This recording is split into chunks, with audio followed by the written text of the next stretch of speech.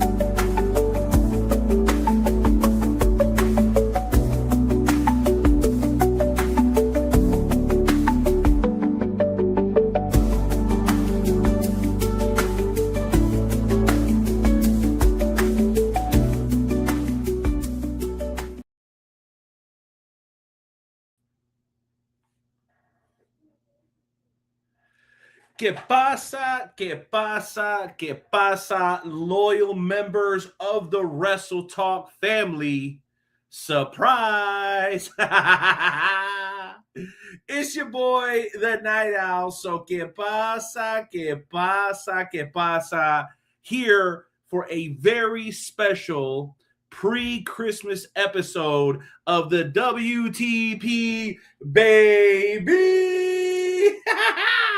Now, if we want to be precise, because we want to be precise, we're going to go ahead and let you guys know this is episode 531. This is actually only my second appearance since episode 500. And let me just tell you guys, what a pleasure. It is un placer poder estar aquí, to be here with you, my amigos and my amigos, or amigos y amigas of the Wrestle Talk podcast family. And let me tell you, I feel like a kid who's jumping back on the bike.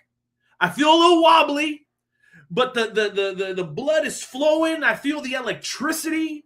And honestly, it's just a matter of time before I settle back in, because already so early on in the show, we've got a lot of live viewers. So let me just take a moment to thank you guys for giving us just a moment of your time right here on episode 531 of the Wrestle Talk podcast. What are we going to be doing here tonight? Well, it's very simple, amigos. We're going to have a little bit of a year-end review. This show is dedicated to the fans. And you know what? I'm feeling in a generous mood. You can call me Night Owl Claus if you want, because I feel like giving some shit away. My whole closet back here, literally the one behind the guitar here, is filled with pro wrestling memorabilia. I'm talking about original stuff. Old back in the day NWO stuff. I got action figures. I got magazines. I got local indie stuff. You name it, I got it. So today, my friends, is going to be the day where you are rewarded for tuning into the Wrestle Talk podcast. I got my boys in the back. They're watching who's sharing, who's commenting, who's subscribing, and who is staying tuned in the longest throughout tonight's broadcast. Shout out Alyssa, Jasmine, AJ, Susie, Roblox Trader, Herb Simmons, and everybody else who's peeping us live. Again, if y'all never seen me before, I am the Night Owl MX. You can find me on all social media platforms. I'm a commentator, content creator. I'm a lot of y'all dudes' big brother. And I'm 41 and I can still throw hands, so don't talk shit. Well, listen, this ain't all about me, guys. This is about the members of the Wrestle Talk podcast family. This is about celebrating the holidays. And let me tell you this. Tonight's show is jam-packed. We literally were running about 30, 40 minutes late tonight to the broadcast because we wanted to upload all the best topics. We wanted to go down memory lane and even honor some of those incredible contributors to the world of professional wrestling that we lost in 2025. So, as the boys in the back continue to do their work, let me introduce one of my co-hosts for this evening's festivities. Ladies and gentlemen, I consider him my big bro, a mentor, an incredible friend, and also a guy that keeps running scared from me on Red Dead Redemption. Ladies and gentlemen, he is a Hall of Famer. He did show up in his Sunday best tonight. My friend and yours, the one and only Luke Skywalker. I told you I'm a little rusty. Luke Skywalker Roberts. Night owl. Episodes. You know what? You said you're keeping an eye on everything. You got all the guys and gals in the back. You're checking it thrice. You're not checking it twice. You're checking it thrice tonight here as a part of the last episode of 2025. And I can't believe that we're that far along, Night Owl, that 2025 in the world of professional wrestling is just about over. And when you talk about everything in the world of professional wrestling, like you, I've been away for a while myself. I've been traveling the globe, making sure that we can keep things up to date here on the program. But tonight, again, we're bringing the wrestling fans the best in professional wrestling right here on the Wrestle Talk podcast. We want to give a shout out to all the great fans, shout out all the great promotions, because there's a lot of promotions that have been supporting the Wrestle Talk podcast. And I'm going to tell you right now, Night Owl, when you sit back and look at things, and again, I'm not going to pull the curtain back a little too much, but tonight alone, you could be talking about the WWE. You could be talking about Triple A. You could be talking about TNA, you could be talking about AEW, you could be talking about countless different television and multimedia outlets. The world of professional wrestling, the landscape of professional wrestling changed in the year 2025, and there are a lot of great topics to talk about. But you know something, Night Owl? I'm just going to level with you right now. I think it's the other way around. I think you're running scared from me on the Red Dead Redemption, because you know something. Every time it seems like I'm on the wonderful world of the video gaming. It just happens that you. I mean, again, I got to give you a shout out, man. I'm digging the new studio, the new set. I got to tell you, it's quite happening. And again, this is a perfect way to wrap up 2025 right here with all the great viewers of the Wrestle Talk podcast. Well, I could not agree more, Skywalker. And I'm very proud of the new setup. I have to admit, it was a long time coming. You know what else I'm really proud of? Of the fact that as great as this show continues to be and how it evolves over time, we're far from perfect. You're going to run into some technical difficulties from time to time. It's to be expected. But what we don't forget, Skywalker, is where we came from, because we could sit here all night and brag about all the incredible people we've had an opportunity to interview, all the promotions that are constantly knocking on our doors, trying to get in on the guest lineup. So what I want to try to do today is make sure that we don't forget where we come from. So I'm going to challenge everybody that comes on as the host lineup during tonight's show to highlight a promotion in your area that you want people to know about. And I'm going to go ahead and lead by example, if that's okay, Luke Skywalker Roberts, because there is a promotion right in my neighborhood that I would like to highlight, okay? And the promotion that I would like to highlight, ladies and gentlemen, is my friends over at Mid-States Wrestling. You heard that right. Mid-States Wrestling. As everybody knows, the world has been ablaze about everything that's going on in the Midwest, particularly with a particular football team moving from one particular state to another particular state. So everybody knows that the bee's knees and the happenings is happenings in the Midwest. One of those things, friends, is Mid-States Wrestling. So let me highlight for you guys just a couple of the incredible, talented young men that are going to be on the card. And this is just the tip of the iceberg. Colton Balt, Niles Plunkay, Luke Langley, Moonshine, Burt Cameron, Jay Fowler, Scott Hansen. The list goes on and on, my friends. Christmas Bash. It's the 3rd annual Christmas Bash. It is taking place at the National Guard Armory. That's 301 North Woodbine Road in St.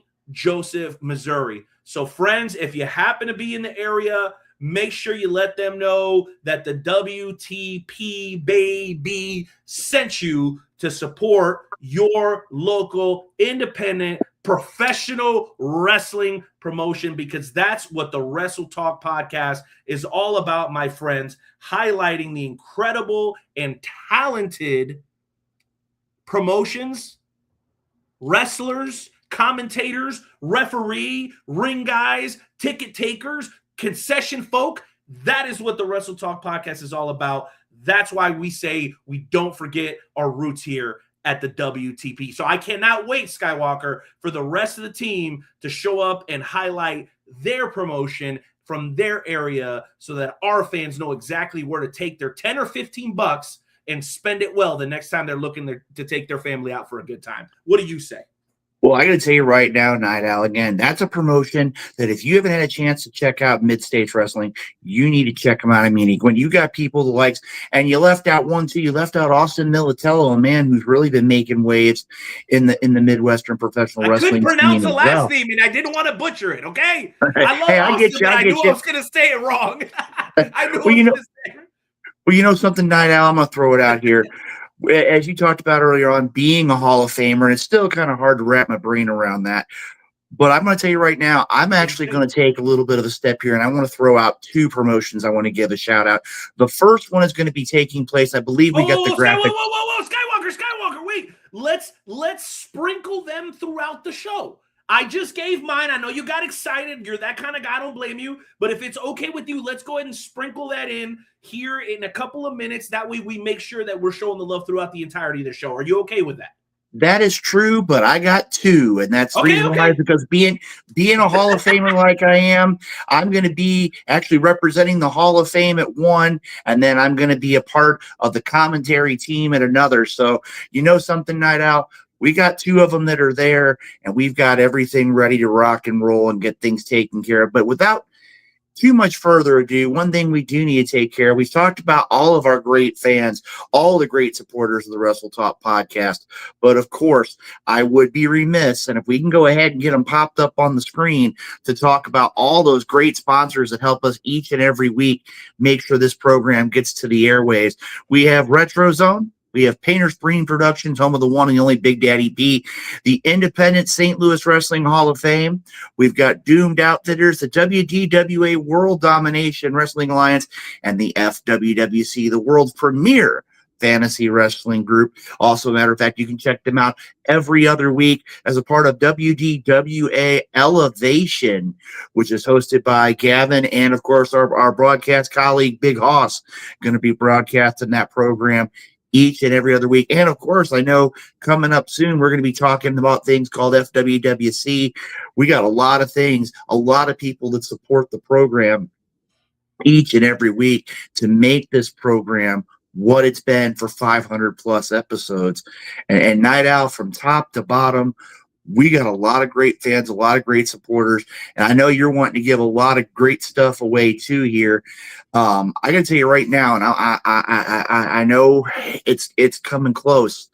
There is going to be, and I'm hoping that by the end of the week, the Independent St. Louis Wrestling Hall of Fame will have one of 2 major announcements to be able to be shared throughout all the great media of the Wrestle Talk podcast, not only talking about the upcoming 2026 induction ceremony, but also a way that you can learn, as the Night Owl has for many, many years.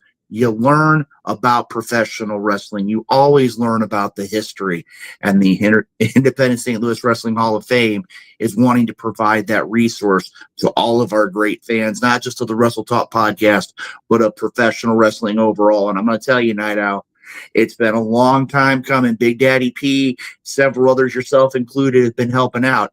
And soon enough, there's going to be a monumental resource, something that you don't see every day in the world of professional wrestling. And the Independent St. Louis Wrestling Hall of Fame is going to have that available. Well, man, I am incredibly excited about what 2026 is going to bring. And I'm excited about what tonight's going to bring, because it's not just you and me. I believe we're going to have the one and only Hardcore Hoss as a part of this ensemble. He has worked his butt off leading into tonight's show. He helped us with a big part of the prep. So shout out to you, John. All you got to do is let us know when you're ready. Come on, baby. You did all the heavy lifting. I think you deserve a little time in the spotlight. Oh, he's ready. All right. So, Skywalker, do me a favor. I introduced you. Why don't you go ahead and introduce my brother here, man, because he deserves a warm and proper introduction as well. All right, ladies and gentlemen of the Wrestle Talk podcast, you know this man as one of the sounding voices of the Wrestle Talk podcast. Every time we take to the airwaves, you can also catch him on WDWA Elevation. This man is all across his area. He's bringing professional wrestling to the East Coast. He is the man behind the scenes, the man with the plan, the original, one and only. There can only be one when you talk about this man. And ladies and gentlemen, let's welcome to this episode of the Wrestle Talk podcast, the one, the only, Hardcore Hoss.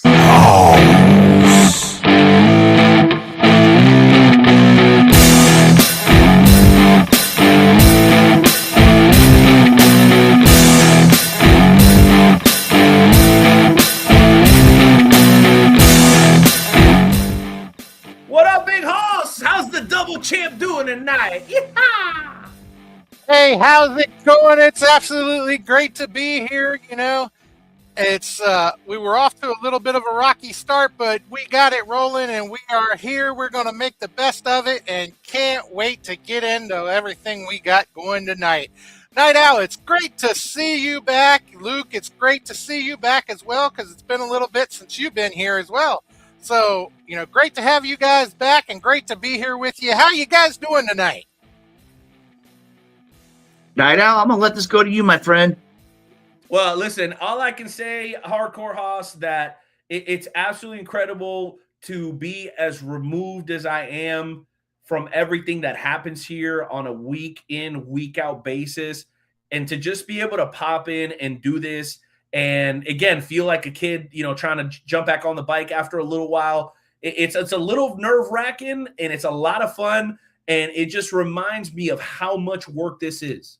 And to have gotten as far as we have with 530 plus episodes, bro, it just makes me proud. That's how I feel. I feel proud that I can tune back in months and months after I stop hosting on a regular basis.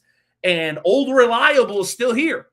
Good old Wrestle Talk podcast takes a licking and keeps on ticking. So, yeah, that's how I feel, Skywalker. I feel proud. I couldn't agree with you more, Night Owl. I mean, again, it's one of those things. The Wrestle Talk podcast, as we says in the intro, the premier professional wrestling podcast. You name it, we cover it. Whether you talk about independent wrestling, we talk about it. You talk about regional promotion, we talk about it. You talk about national promotions, you talk about it. And again, I look back at all these things. And Merry Christmas to you, Herb Simmons, the promoter, the man with the plan behind SICW. They're going to have some big things happening as we talk about things here in 2026 as well.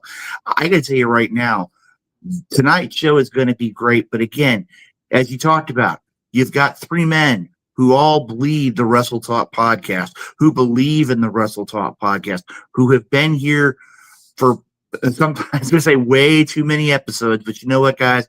This is what we love to do. We are professional wrestling fans. We are professional wrestling journalists as well. And when it comes down to it, professional wrestling is where our heart is. And tonight, I mean, we're going to have it. It's like they say in The Grinch, our heart is going to grow about 36 times tonight because of all the great things that have gone on in the world of professional wrestling. And if you would have gone back a year ago and said some of the things that have taken place have happened, we all would have said you were out of your minds. But now tonight, we're going to have an opportunity to talk about these things. And I'm going to tell you, it's hard to keep up with professional wrestling, not because of all the great action, because that's hard enough in itself, but all the great things that are happening in the world of professional wrestling. It's kind of like back in the Attitude Era. Professional wrestling is finally once again getting its just due. And gentlemen, I do want to go ahead and take just a second here. Little bit of bad news that I do need to share. Want to give a shout out to all of the brothers here in the St. Louis area in the professional wrestling scene. We did lose a great competitor here just a few short days ago, that being Nikki Strychnine. I know it's been all over the internet as of late.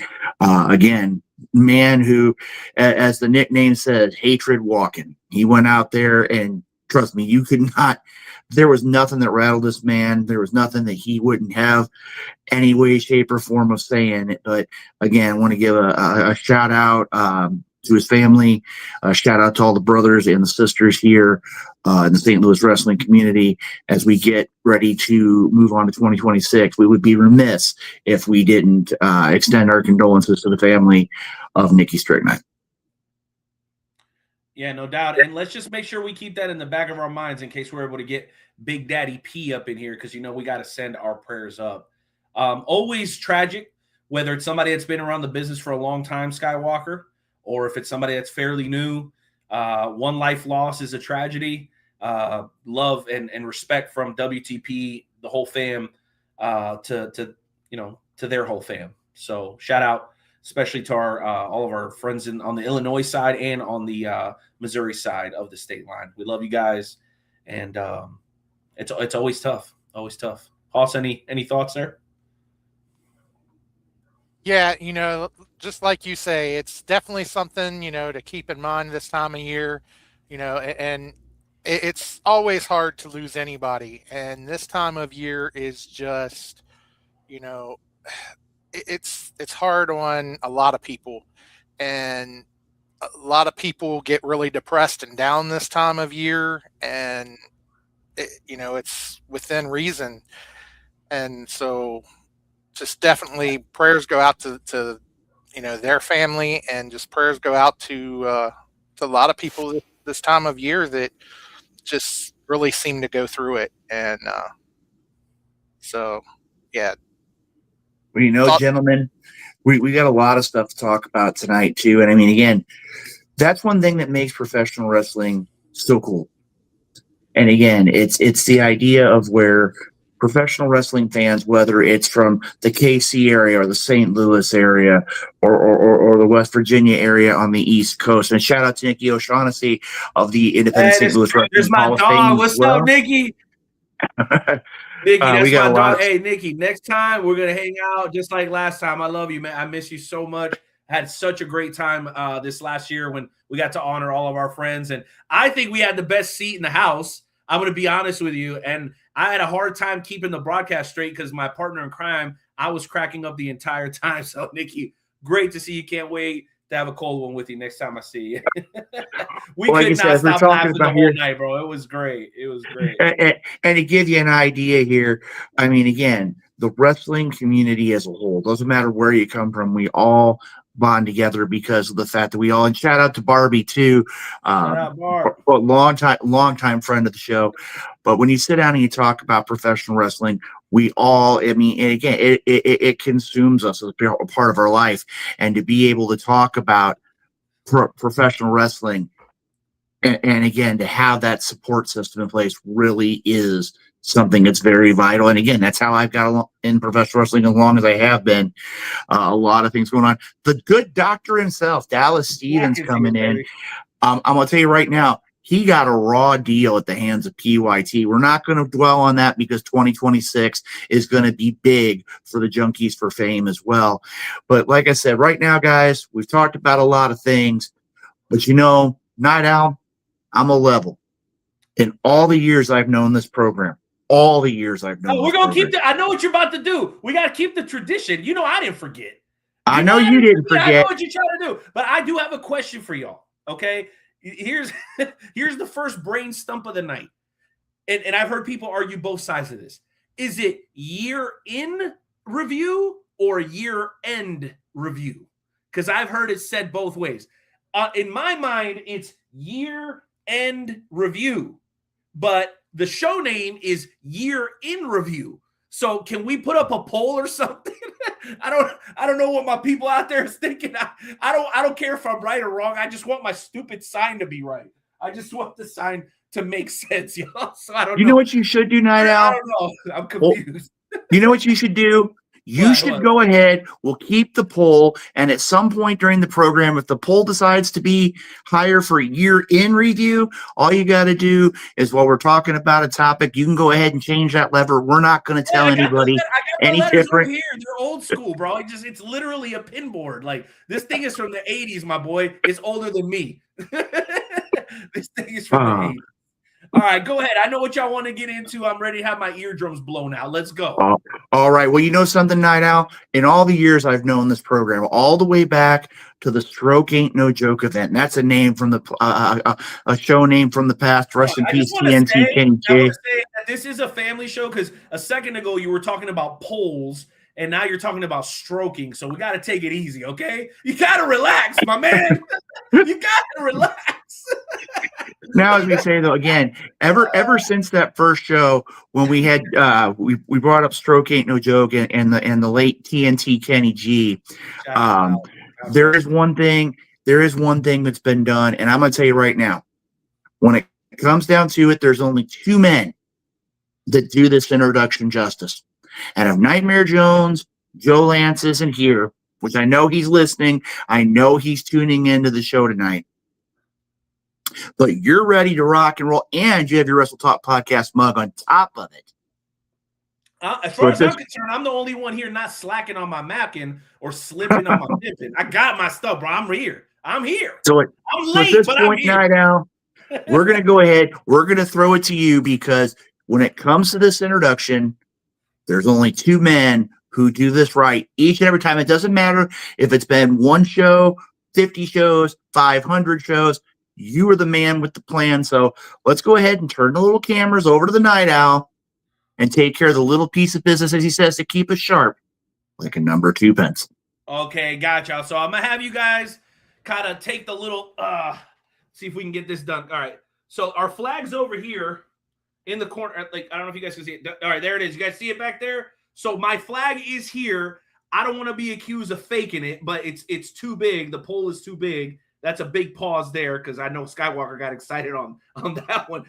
But, ladies and gentlemen, and it's been such a long time, I'm going to ask everybody to please respectfully remove their caps, place their hands over their hearts as we pay homage to the greatest country on God's green earth. And, of course, my friends, that's America, damn it. Hit it.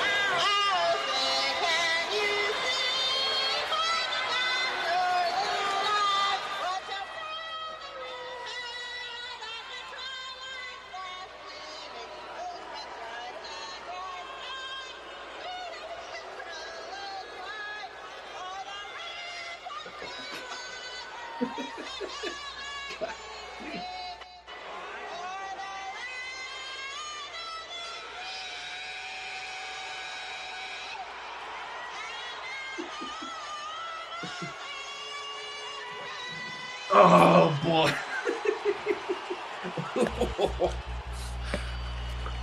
Ladies and gentlemen, as we do each and every time, we want to give a shout out to the greatest country in the world, that being the United States of America. I also want to give a shout out to all of our first responders, all of our military personnel who help us, especially they're this asking time of what year. kind of flag it is. Hold on, time out. Sorry.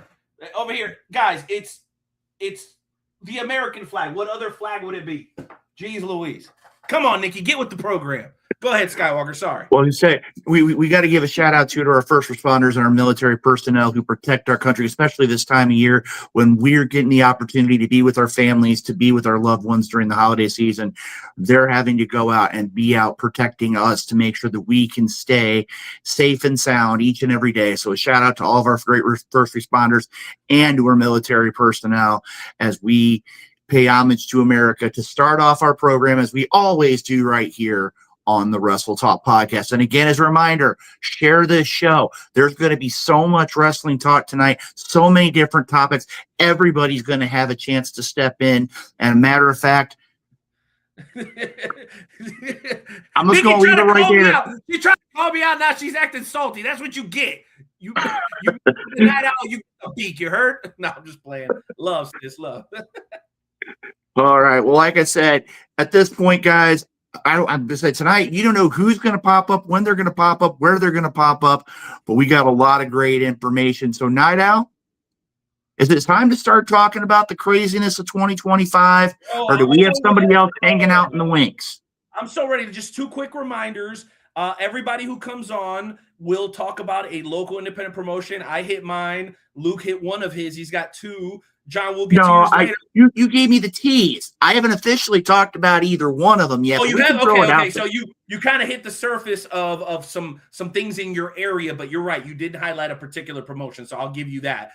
So number 1, we want to highlight local because that's what we like to do. We're not just a WWE podcast. Everybody knows that. Number 2, I'm trying to give some stuff away today, so kind of keep this interaction going. I love the fact that we're in the double digits throughout all social media platforms. We absolutely love that. You know what would be even cooler? If you got the gusto, okay, because I know most of y'all ain't going to work tomorrow, so don't even try to play with the Night Owl. I can smell a rat when I see one, okay? Join us. We will send you the link. You can pop on screen with us, and you can join the fun trash-talking extravaganza. I don't know what would be better than that. And here's the word on the street. If you don't hurry up and get on, I got my man, the CEO, in the wings, ready to come on in just a few minutes, hit some hot topics with us, talk his trash, wish you guys a Merry Christmas, and talk a little FWWC. So if you want to join us, either particularly Hardcore Hoss, he's the best at helping people get set up. Go ahead and shoot him a message. Send me a message. Send Skywalker a message. You want to jump on? You got a hot take, man. We want to hear about it right here on episode 531. Right, guys? We want this to be interactive, y'all, right? I'm hoping that's true. Definitely, Night Owl. Most definitely. And now, since we talked about it, I want to go ahead and put on, as again, we talk about wearing many hats, just like you are. And again, I got to give you props for the hat, Night Owl. Again, if Jimmy Harris being invited to the party. See what happens, Night Out. You pick on Nikki O'Shaughnessy. I appreciate you saying that. Go ahead. You pick on Nikki O'Shaughnessy, and now big time Jim Harris is going to step in here. And right now, as you see here, I'm supposed to be scared of somebody that fights like this.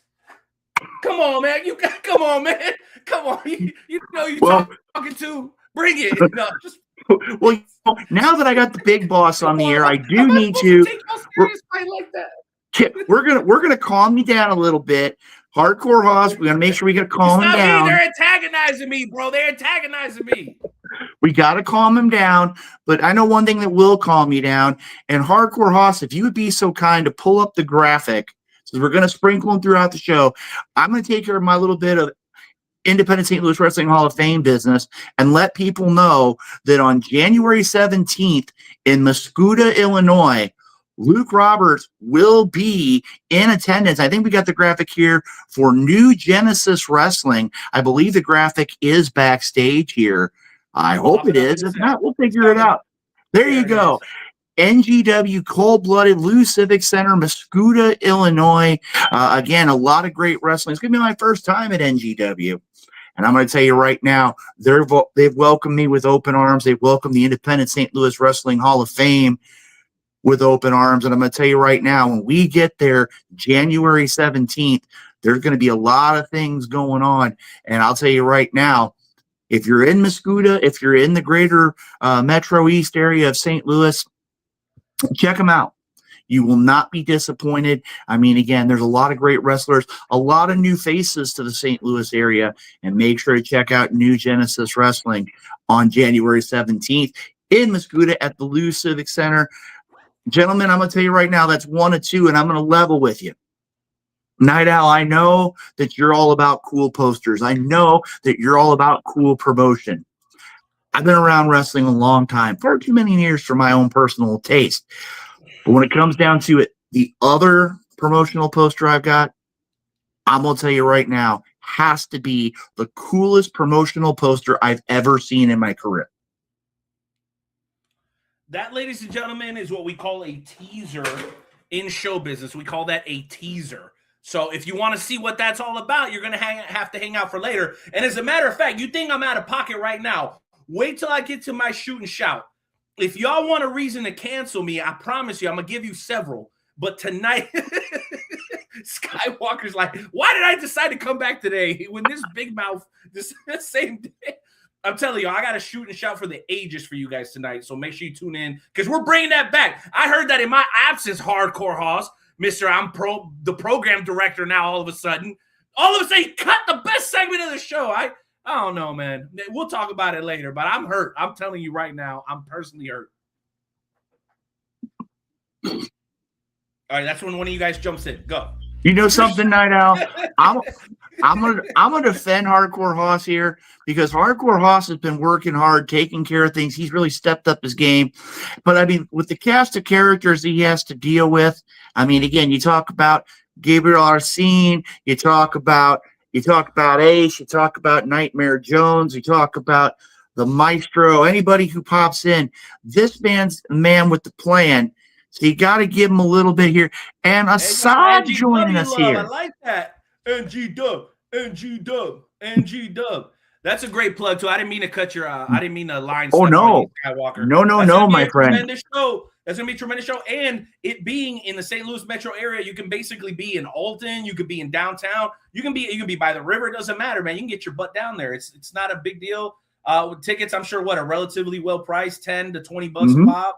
I mean, and that lineup, I know you said a lot of young talent. I saw Ricky Cruz on there. That's a Hall of Famer in my book. I mean, there's a lot of great talent there, man. So most definitely. You know something, Night Owl? I was just thinking about something here. We've got to make it a point. This is my 2026 resolution. We got to get Hardcore Hoss to the Midwest. I mean, I'm a level with you. He's been. We got to get him here for another major event. I'm going to level with the fans here, a little bit of a scoop. There is talks. We've already had the discussions. Again, me doing my job, traveling the world. We are looking at the possibility.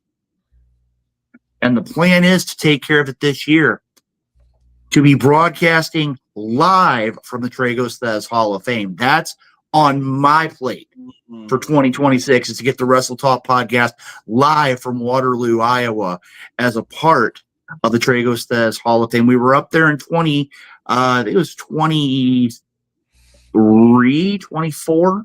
I have to go back and look, but we're going to make sure that the Wrestle Talk podcast gets that opportunity again in 2026. And I mean, right now I've already heard a couple of names that have been put out there that it relates to going in 2026. And as the show goes on, I'll make sure to give a shout out. I'm going to look those up here, make sure we've got it. I know that I believe there's been 2 names already announced. And when you hear both names that have been announced, it's really going to be that encouragement to go up and experience a great weekend of pro wrestling. And not only that, you get to see the best in the national, international talent and local all at the same time. But you know something, Night Owl? Speaking of local, speaking of national, speaking of international, we got to get rocking here, man, because there's so much stuff. We could be here until Christmas Day talking about pro wrestling. There's so much going on. And he's gone, Hardcore Hoss. What do you figure here? But yeah, I totally agree with you. There is just so much to talk about, so much going on. And, you know, he talks about the fact that, you know, we haven't done shoot and shout, but, you know, when you put me and Gabe together, we're already taking a 2-hour show and stretching it to 2.5, 3 hours, you know, every single time. And, you know, if we hit everything, man, we would be on all night long. But, and this might be another one of those shows. And I mean, I see people lining up in the back, people lining up to get in here. And so. You know, something, Night Owl needs to let us do. And I'm going to tell you this right now, since we're all across the country. Remember back in the days, maybe a little bit before your time, Hoss. But remember the days of the WCW all-nighter?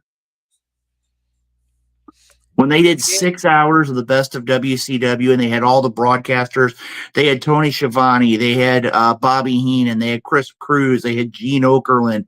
I think Bischoff stopped in for a little bit as well, and they talked pro wrestling. Maybe that's what we need in 2026. And if you want to see that, put into the chat hashtag WTP All-Nighter. We're going to be bouncing all around topics. Imagine what it would be like if we started a show at 11 o'clock at night and we went to like 3 or 4 a.m. and how slap happy we'd be and how the night owl would be calm at that point. But again, something we definitely might want to look at. But you know something, Hardcore Hoss? What's the hashtag WTP All-Nighter? He's been out and about here. He'll come back. You don't wonder what in the world we're talking about, but that's okay. Yeah, and it sounds like a lot of fun to do, but we'll have to talk it over with our executive producer, and see what he thinks. And, wait a minute, aren't we enough of the management team to make that happen? I don't think we're that high. See, yeah. Night Owl? Can I step out for 1 second to tend to the lineup? Guys, we got some lineup today, and I step away for a second. Hoss immediately starts trash talking me. You're lucky I didn't hear what you said. I'd love for you to repeat it because I'm coming off the top rope on your big ass if I need to. Okay? That ring better be reinforced for the both of us. And you, Skywalker, yes, you have all the authority in the world as long as it's a great show. Do you think I give a rat's? I don't give a rat's. Just stop dumping my segments because y'all feel like it, okay? This show is a staple of Midwest wrestling. People love Roseanne. People love when I'm pissed off. They love when you're pissed off because then they get to let it out. It's a therapeutic session, y'all. Come on, man. I know. Well, you know something? Wait a minute. I know you got great guests, but remember, the guests come on the show because of how great it is, not the other way around.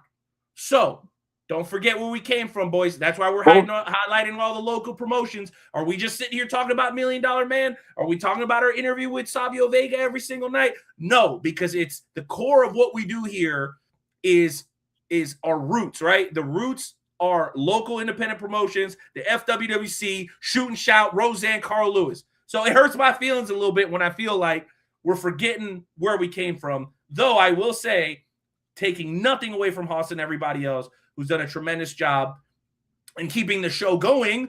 There's just stuff that I'm like, what do you mean y'all don't do Shoot and Shout anymore? That's crazy, fam. Crazy. Well, you know something, Night Owl? We're going to put it this way, and this is something we're going to throw at you, and we're going to see how many people put out there. Hashtag WTP All-Nighter.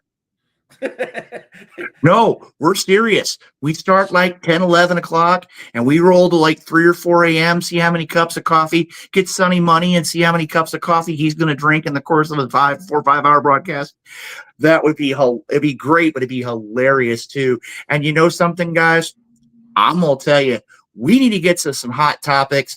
We need to get to some great business. That's a terrible idea. But you know something right now? And I'm going to tell you this. Let's get that first question out there and get it taken care of because I got a surprise for you, Night Owl. Ooh, yeah, Luke Roberts pulling out some tricks out of the playbook tonight. So, Hardcore Hoss, if you would be so kind, we're talking 2025. Let's throw one of the hot topics up here on the board. We talk about the year-end review, whatever you're going to call it. We're talking about 2025 here in the Wrestle Talk podcast. My assistant came and changed it. It's a year-end review. So, yeah. And just to pull the curtain back a little bit, I know we normally have overlays for each and every thing that we bring up. We can only have 100 overlays, and there are so many topics that we done brought up tonight that we have in here to discuss. I couldn't load them all. It came up and told me that there were too many to load. So we probably won't have overlays tonight, but we do have the questions here that have been submitted. We've got all them. So there is 3 of us, though. So every time we go through a couple of topics, delete those and see if we can add the other 3. Maybe. That is true.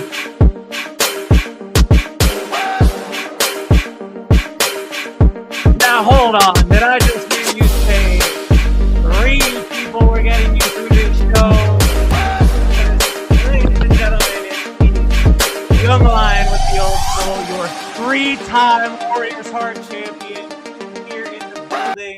Wrestle Talk Podcast family, how's it hanging in? Arsene, what in the world have you done to yourself, man? I mean, I know you're draped in gold, but couldn't you found a better pair of shades? I mean, I like the Night Owls, but Skywalker, there are no better shades than this, okay? That's the way to look about it. You guys are reaching up to me because I set the bar. Whoa, wait a minute. What is this guy here? First of all, don't forget whose company you're champion for. And secondly, how you gonna let the guy in the Costco shirt roast you, bro? What's wrong with you, man? Don't forget who the OG here is. Listen, Arsene, you're the best in the game today, but it's not FWWC time. This is Wrestle Talk time. So get your shit together because we're about to talk wrestling. Are you good with that? I just do what I do, senor. Okay, whatever. Let's roll with it. And by the way, I got Jimmy Harris, I got Ace in the background, and like 2 or 3 other people that already come on. So RC, you get too mouthy, you're out of here.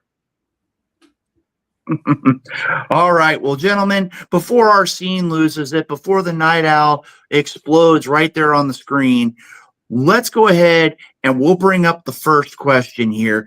And Haas, whichever question you want to bring up, I mean, there are so many different topics here. I know Arsene is not going to be able to follow it.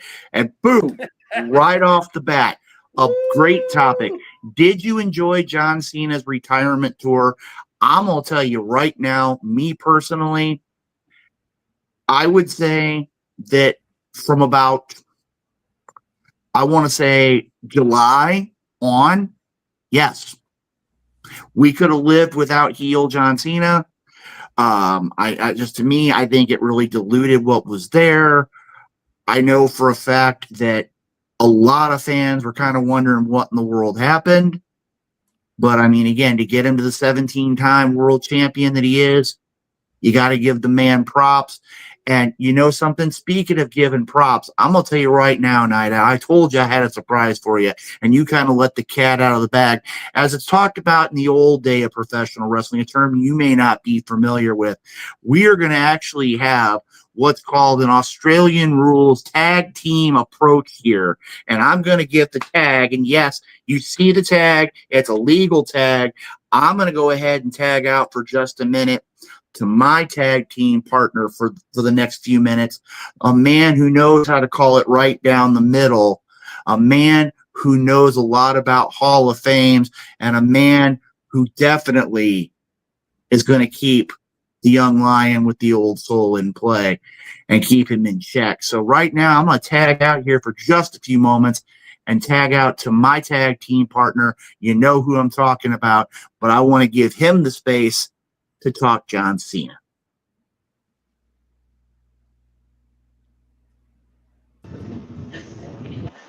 Jimmy! Woo! Let's go! Now, you want to talk about an upgrade?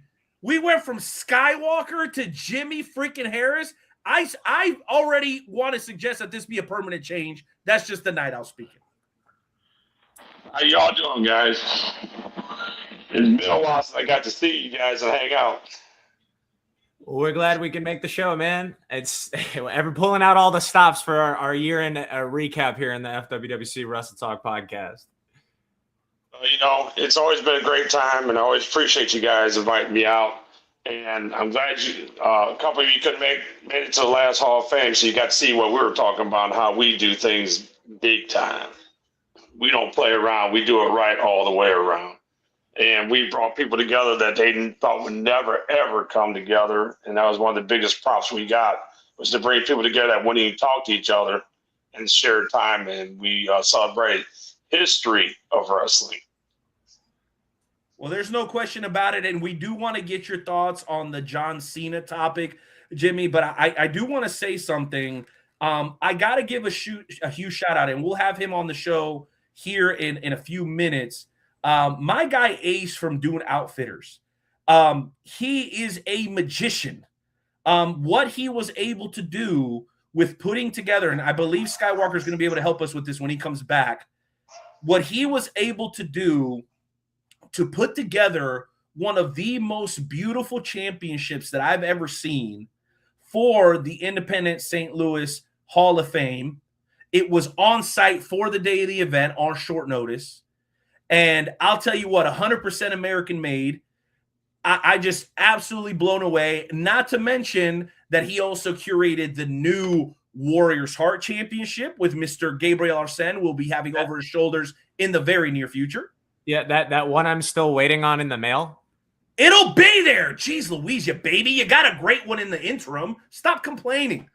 And not to mention the two absolutely gorgeous championships, the FWWC World Tag Team Championship, the FWWC Hardcore Championship, held by the longest ever hardcore champion of all time, the one and only Hardcore Hoss. That's right. So Hold Jimmy, up. Hold on. What? You have to get it right, Night Owl. I basically came up with it. Yes, I am the longest reigning hardcore champion of all time, but I am also the longest reigning champion in FWWC history.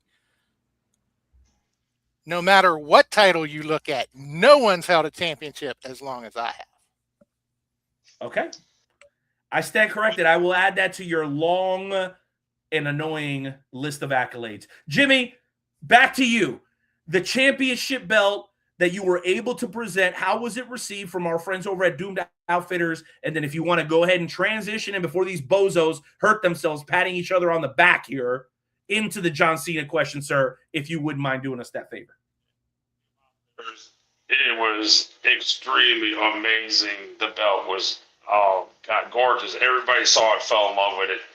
We got all the wrestling groups on the belt as well, because we represent everybody in wrestling in the metro area, and they did such an amazing job with the belt. I can't thank them enough. Matter of fact, they're going to be working on one for me, so I can have one for myself.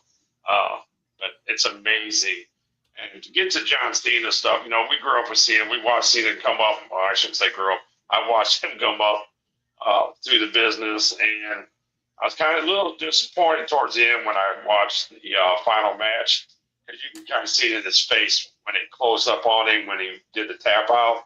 That you could tell he wasn't thrilled about it, and I don't know if he really truly wanted to end it that way.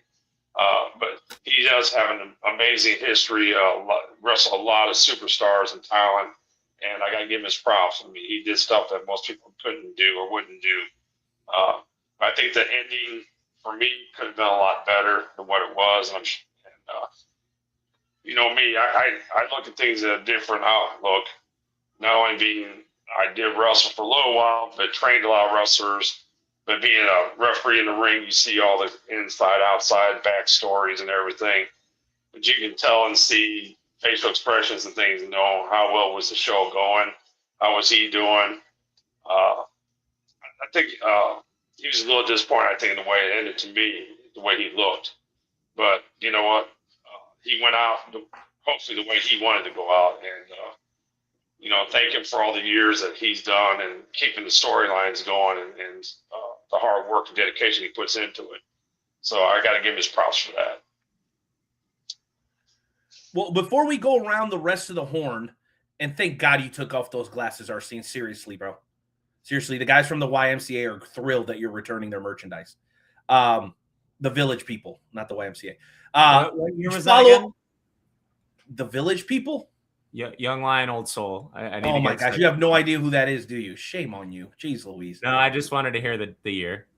Wanted to make you feel old. He can't make me feel old, baby. You're trying to see that. Jimmy, follow-up question. Because I think Cody asked the best question when he interviewed John Cena immediately after the retirement. And I think this is a question that we should all ask ourselves, whether we're podcasters, referees, we're the guy that does the prayer before the show, the trainer, and on up to world champions. Did he leave the business better than how he found it, according to you, Jimmy? What do you think before we move on here? I think it could have been. I mean, he left a great mark, and I think the business, he left it the best he could. But I think the business it's going to take a lot for the business to pick up where he left off at. because I don't watch as much as I used to because they just don't interest me that much like they used to. Storylines are kind of lame, but I think John did leave it better than what when he came in, and he showed respect to his people, and I think he did a very good job. And yeah, I would say he left it a little bit better than what it was when he came in there, and hopefully they all can step up and match the passion he had. You know what I mean? Well, absolutely. I think we all look up to John Cena in way, shape, or form. Like you, I think his impact was significant. Before him, though, was the Attitude Era. So I don't know if that's better. I mean, now is better than then. There's certainly more visibility, but is the product itself better? I don't know. We can probably kick that one around for a couple of hours because honestly, matches back then seemed like they mattered more than matches do now. I mean, you just look at this week's Monday Night Raw. I don't know if there was anything of significance there that we like. Did any storyline take a step forward after this past Monday that it hadn't taken the previous week? I don't know. But yeah, so Jimmy, my biggest thing, and I want to say this because it is the Christmas season, is thank you and the Hall of Fame for what you guys have done. You guys don't ask for much in return. You want to honor those who have sacrificed for this business. So before we move on with all of the rest of our topics, I do want to give you a minute to talk about the Hall, break any news that you might have for us if you have any available. And then also, why do you feel it's important to have established as the executive director and the owner a Hall of Fame that is specific to the St. Louis area? And I think it's really big because the guys that have worked in St. Louis aren't just from St. Louis. They're from throughout the world. They're from the Midwest. And so I just want to give you that stage before we move on to talk about why it's so important, why you felt like you needed to establish it, and then maybe some teasers you might have for us if you don't mind. Yeah, well, we put my goal was when I started this was I watch other Hall of Fames and I watch how a lot of the things were going, and I wasn't too thrilled with how some of the things were going. And I wanted to do something spectacular or do something different and better. And I wanted to do something that, one of the things that used to get thrown at me all the time was, oh, it's just going to be a good old boys club and you're just going to do MMWA, SICW, and that's it. And I'm like, no, the idea is that everybody that worked in the ring that I work with worked numerous promotions, worked numerous big time shows. We're talking like at that time, WCCW, NWA, AWA, Japan. So I got the honor to work with a lot of those guys. And one of the things that we always got to remember, and we always say to this day, is when you look at wrestling, you can't help but see that STL in that wrestling stands out because St. Louis was the biggest hub for wrestling in the world. And when you look at how did these guys in the big shows get their people, well, you had to go through the independent circuit to get those people. And we had to show that we had talent that was hidden that wanted to showcase and work with any of those big time guys that they were promoting. And we have done that. And so a lot of that was in-house fighting, bickering amongst the groups and stuff. So my goal was to promote that this is a brother and sisterhood, that we are all family. And we're here to honor those that trained us and gave us the legacy to carry forward. So I wanted to be able to carry that legacy forward. And we did, and I did that slowly but surely. And everything was out of pocket, and sometimes it still is right now until things really get rolling. But my goal was to honor those that came before me and help me get where I was at. And they were a huge part of the St. Louis area and the bi-state area. And like you said, Night Owl, they're not just in the St. Louis area. These people travel all over the place. They're in Tennessee, they're in Detroit, they're in California, Florida. Our people are traveling all over the place and working multiple groups and companies. And for me, it's to share the legacy of those that came before us. And we lost a lot of great legends in my book in the St. Louis wrestling area. And we're trying to showcase and say thank you for what you did for us and for keeping the independent St. Louis circuit alive, which it is very much alive. I mean, look at all the groups we got now. And wrestling is still a hot ticket in St. Louis, Missouri, and metropolitan area. So we took that step forward, and then I decided I can't do it by myself. And there was only like one or two of us making a decision. I said I need to put a board together. And then we managed to put together, I think now we have a very great board. I mean, we changed out a few folks, because for personal reason, wherever and I thank them that were with us and are now, but they were a big part of what we did. And the group we got now is even more amazing because we can now track histories, legacies, and we can tell you when they started, what titles they held, where they worked at, who they worked with, because we've got our historians and stuff now. So it is considered a very legitimate Wrestling Hall of Fame now because of that.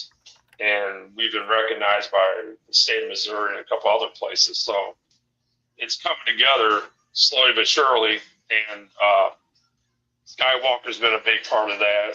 And we got Big Ben Gennaro, who's a historian that stepped up and helped us go back and dig out legends back in way back in the 70s and days of kind of where we all came from. And so breaking news, man, I don't want to give away too much. And I think Luke might be going to slide you a couple of names. I don't want to get too far away, but one of the names that I had put in for, and hopefully we hear from them soon. I don't know if everybody remembers them, but the guy that used to train me is going to go into the Hall of Fame. I'll go ahead and give that one to you because it's mine, so I can do that. The Slick Rick Robertson, hail from Canada. He's actually the guy that trained me in the back of Broadway and slammed me into the ceiling in that back room where we actually first started training, where we had the gym to go train at. So, again, that goes to show you how old I'm getting, right?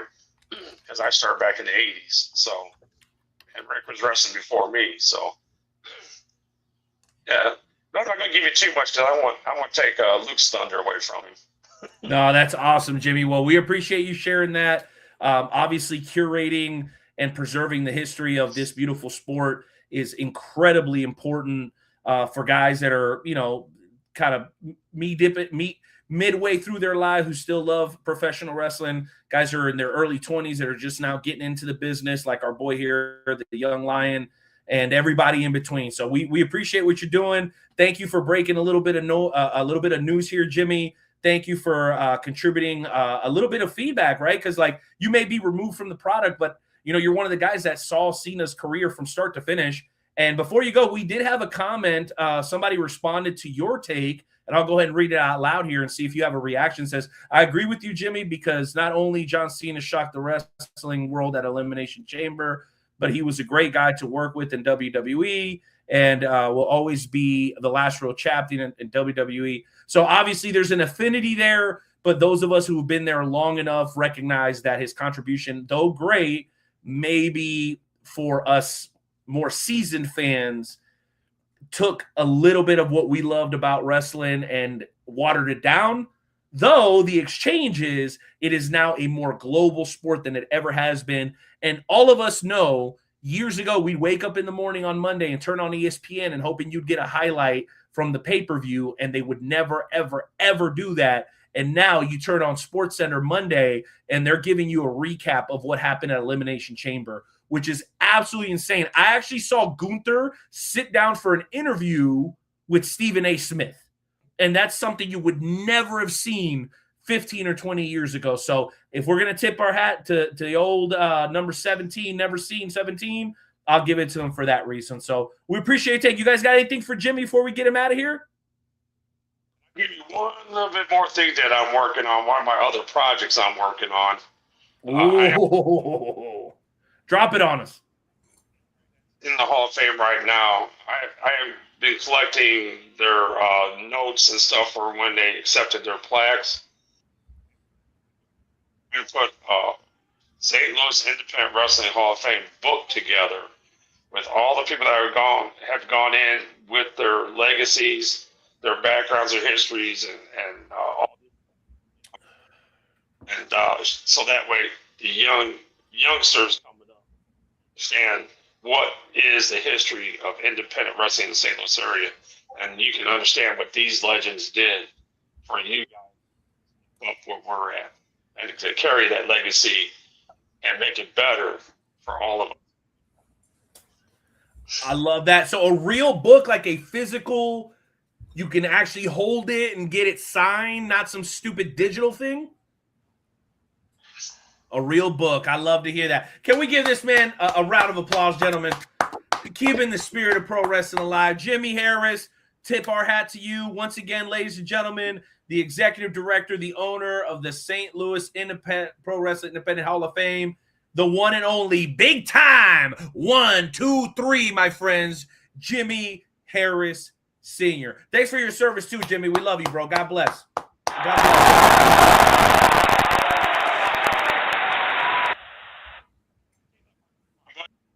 Brilliant, who's in the Hall of Fame, without saying what he used to call me. He used to call me Jimmy Big Time Harris. 1, 2, 5. Yeah, I like that, Jimmy. I like that. You have a good night, brother. Be safe out there. Adios. Ladies and gentlemen, Jimmy Harris. Was it? Come on, guys, say it with me. 1, 2, 5. That's awesome. Gentlemen, what do you think about that? Come on. I know we kind of confiscated the time there, gave Jimmy his flowers as we do. Hoss, what do you think, man? How was that? Man, just absolutely stunned at the announcements. Always, the biggest news drops right here on WTP all the time. And, so just absolutely glad he could join us and drop some big news like that on us.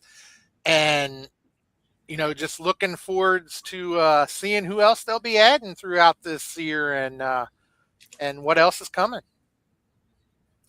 You always come to the Wrestle Talk podcast for the exclusives. Nobody has interviews or guests or first-time news information like we do. And it's thanks to having it's not just our fans, it's our family. And I think it's fair to say that Jimmy is part of our family. So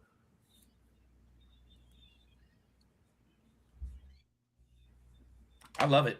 I think that's fantastic. Are you guys ready to bring Skywalker back in? What are we doing? I feel like we're a four-man quartet missing a guy. Like, where's our boy at?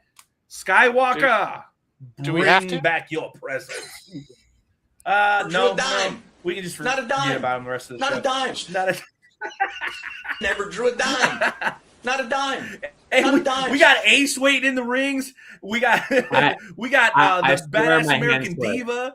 DeJuan Mills is in the background. He's ready to roll. Okay, that was an accident. Uh-oh. Oh, let's get a good look at him on this. Ooh, look at that thing. Doom. Something, gentlemen? Outfitters, baby. And Ace that runs the place. Ace, he will be joining us in a few minutes, by the way.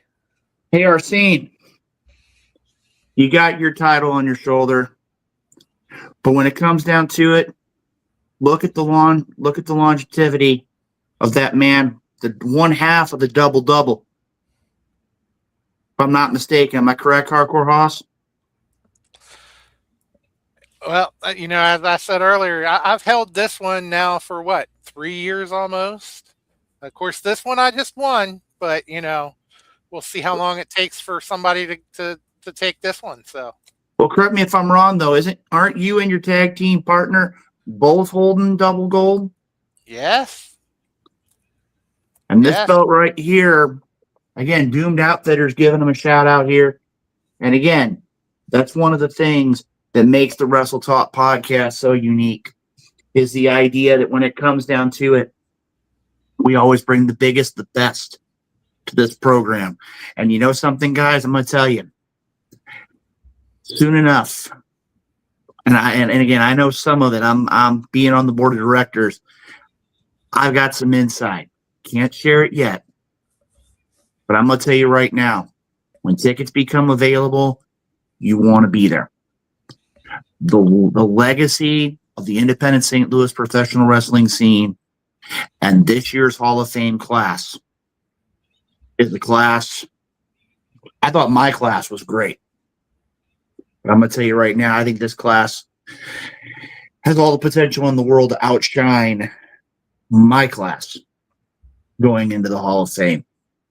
And again, when you get people like the Wrestle Talk podcast, when you get promotions like the MMWA, when you get promotions like the MVWA, you get promotions like the past Gateway Championship Wrestling. I know that a couple other promotions have already stepped in and want to be sponsors again this year. The program Wrestle Talk podcast, proud sponsor and supporter of the Independent St. Louis Wrestling Hall of Fame.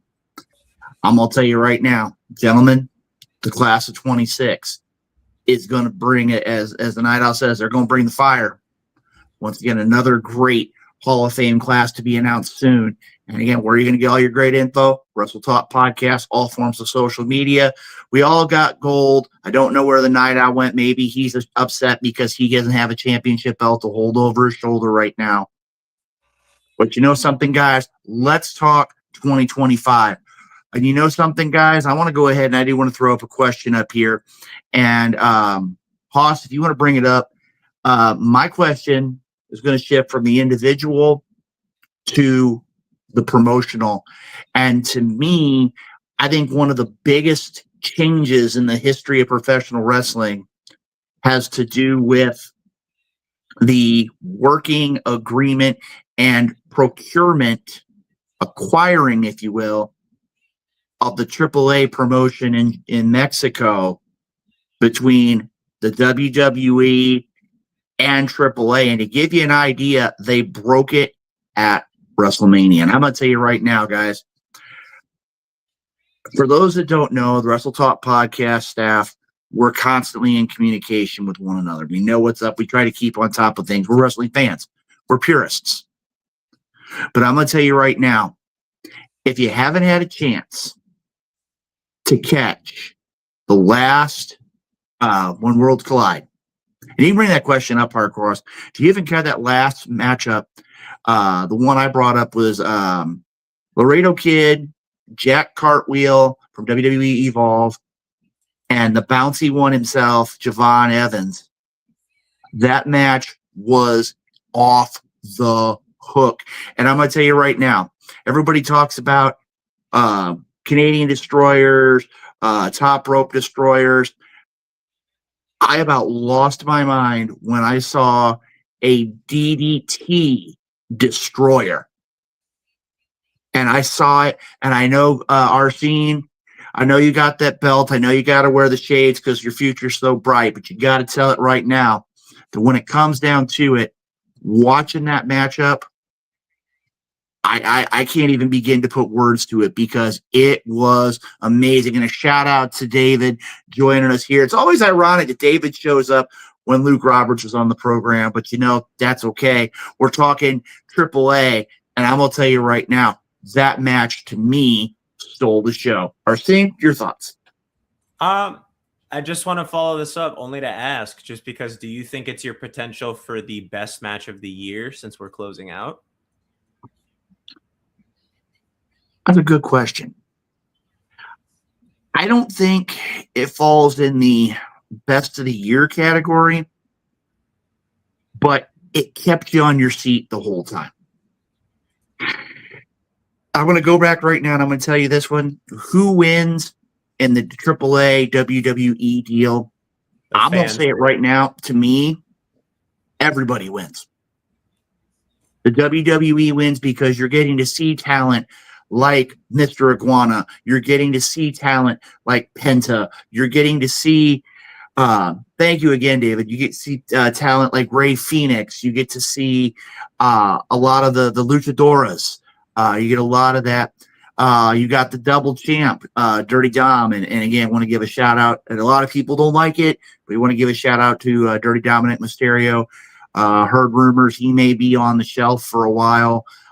They're suspecting he very well may have a very similar injury to what Seth Rollins and Penta had. He was supposed to, I believe, from what I was reading on the media today, It was, I believe they're thinking right now, possibility of a separated shoulder. Again, still very early in things. Want to give a shout out to him. But again, you're getting to see the main event matchup was a Grande Americano and Dominic Mysterio, Los Gringos Locos 2.0, taking on Rey Fenix and Rey Mysterio. And I'm going to tell you right now, from top to bottom, I thought it was a great matchup. I mean, you can go back, look at the women's match, the Carnival of Carnage, which you haven't had a chance to watch it. You got to watch that one. I don't know you scratching your head going, what in the world did I just watch? And it was a great matchup, too. I mean, not even going to fib. From top to bottom, a great event. But the fans have always been on top of it. They've enjoyed from top to bottom. And I'm just going to say it simply put, gentlemen. To me, I think everybody wins. And I know you two have differing opinions on this. Hardcore Hoss, I'm going to go to you. Your thoughts. AAA, WWE. Does everybody win? Does somebody win? What's your thoughts? In all honesty, I do believe that, on one side of things, everybody wins because, it exposes those who weren't already exposed to AAA. It exposes them to more wrestling. And, when you're getting exposed to more wrestling, how can you lose? So, from that aspect, I would say everybody wins. But overall, honestly, I would have to say, I think, AAA really wins in this because of the fact that they are getting so much more exposure. I mean, the whole world knows WWE. The whole world knows who WWE is.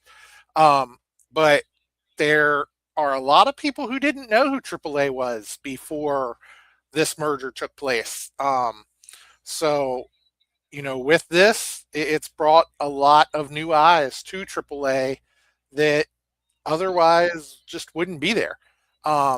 So I would have to say that I believe AAA just really comes out with a big win on this one. And but like I say, overall, when it comes to the fans, I believe everybody wins because of the fact that it's just more wrestling out there, more content, and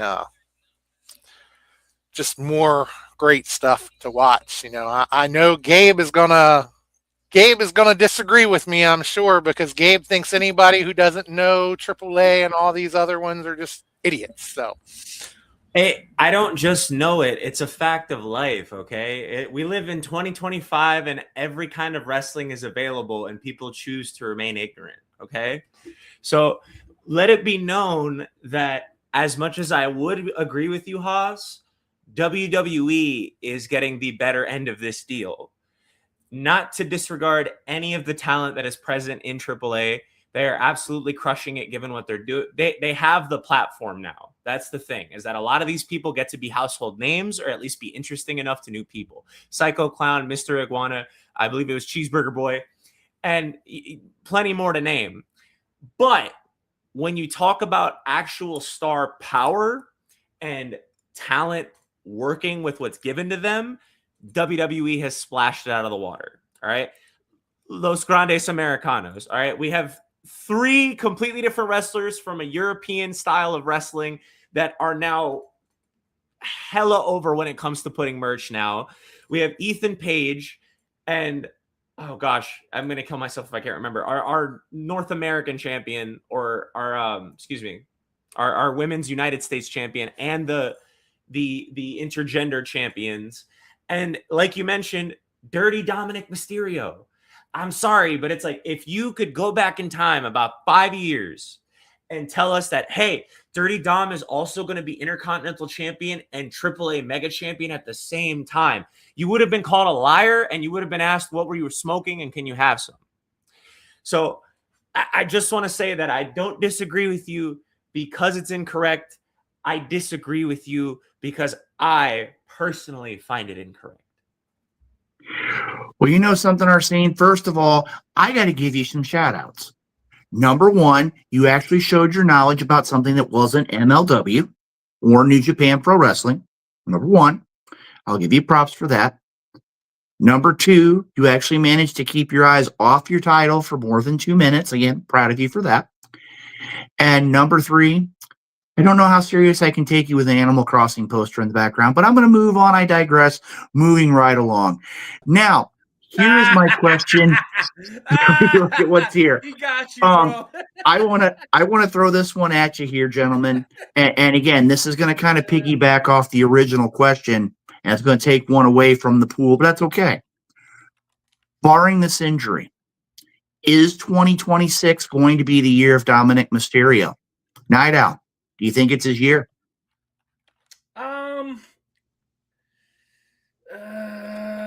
Let me take a step back. I want to hit this AAA WWE thing. I think the consensus is that it's good for both. The question was, though, who won? The previous owner of AAA is now far wealthier than they were before the deal. They won for that reason and that reason alone, because at the end of the day, this is business. We cannot forget that as much as we put our emotion into it. Secondly, they're preserving and honoring the tradition of AAA. It's not like they went in there and ripped out all the banners and took away all the tradition and the legacy. As a matter of fact, they're building upon it, which I think is great. So clearly AAA won this, in my opinion. The one thing I need to know, and maybe it's not something that you guys can answer, is now that they have this incredible influx of Latin American, particularly Mexican talent, why are we still wasting our time with Rayo, El Grande Americano, and these cheesy, gimmicky nonsense stories when you have legitimate badassery? You have Dragon Lee. You've got Penta. You've got the best wrestler in the world.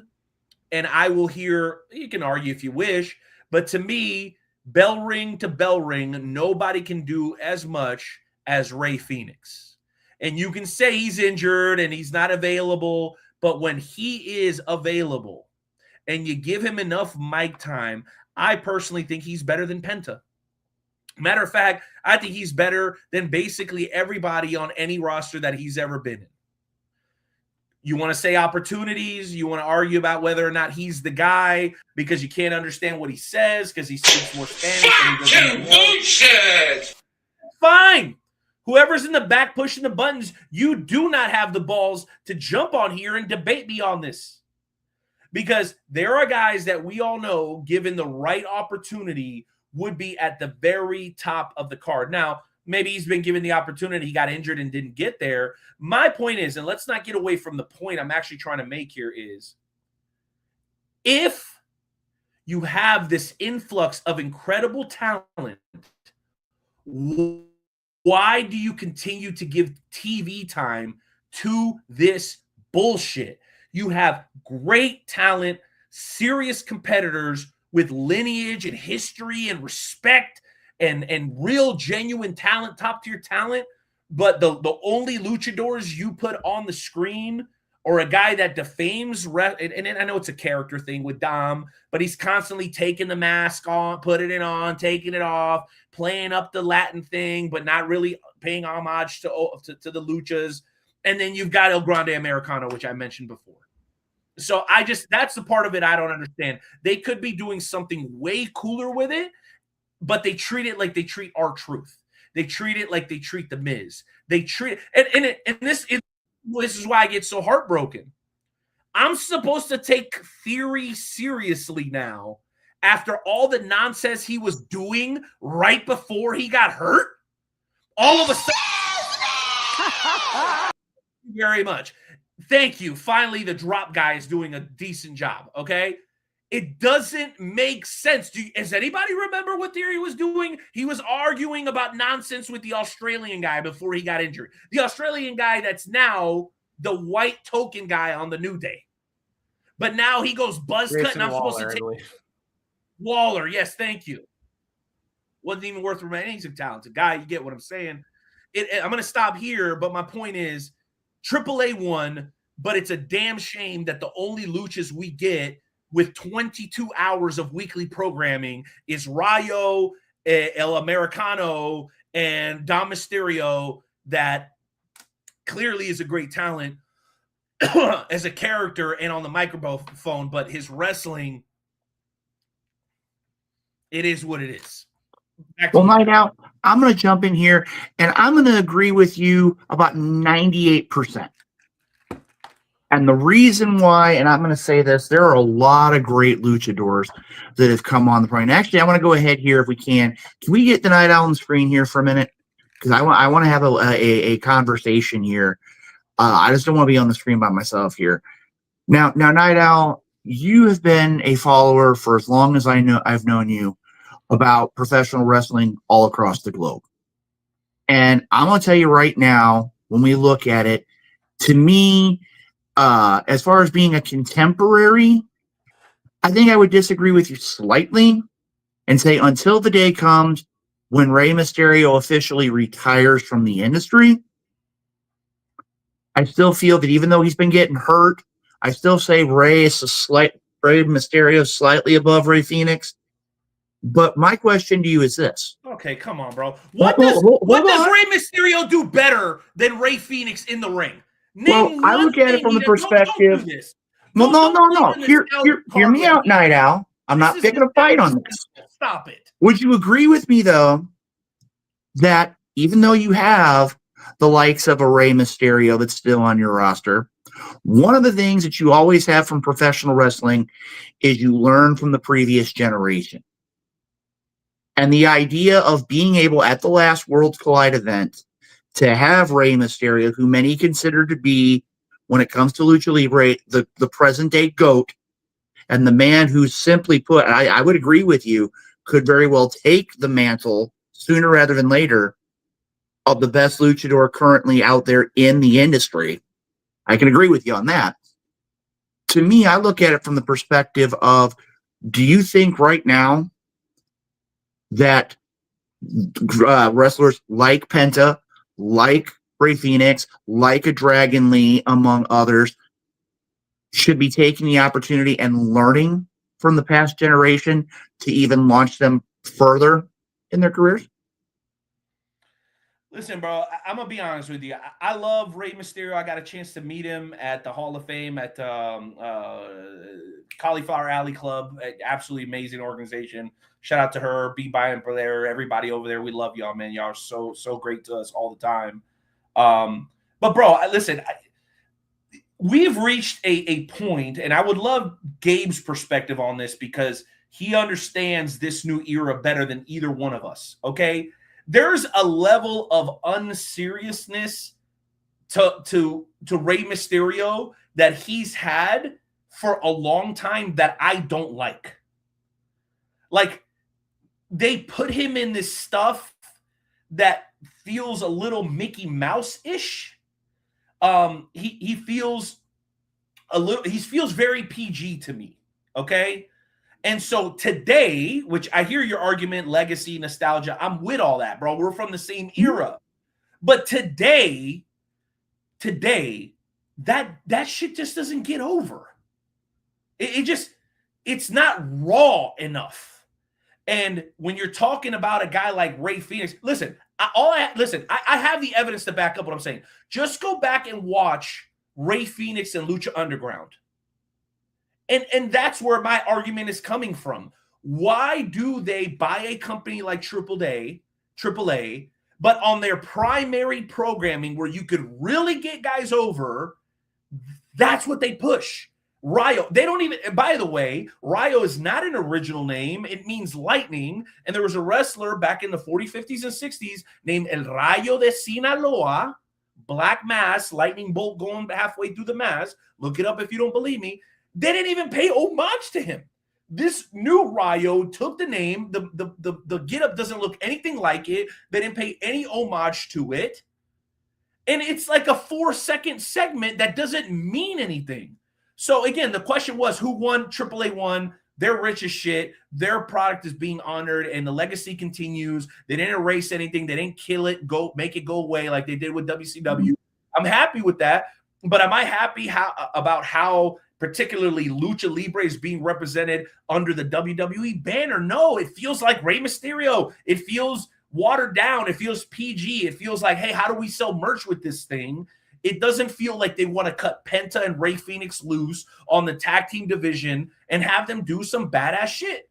They want to keep them confined to like, oh, these are the cool lucha guys that do the awesome flips.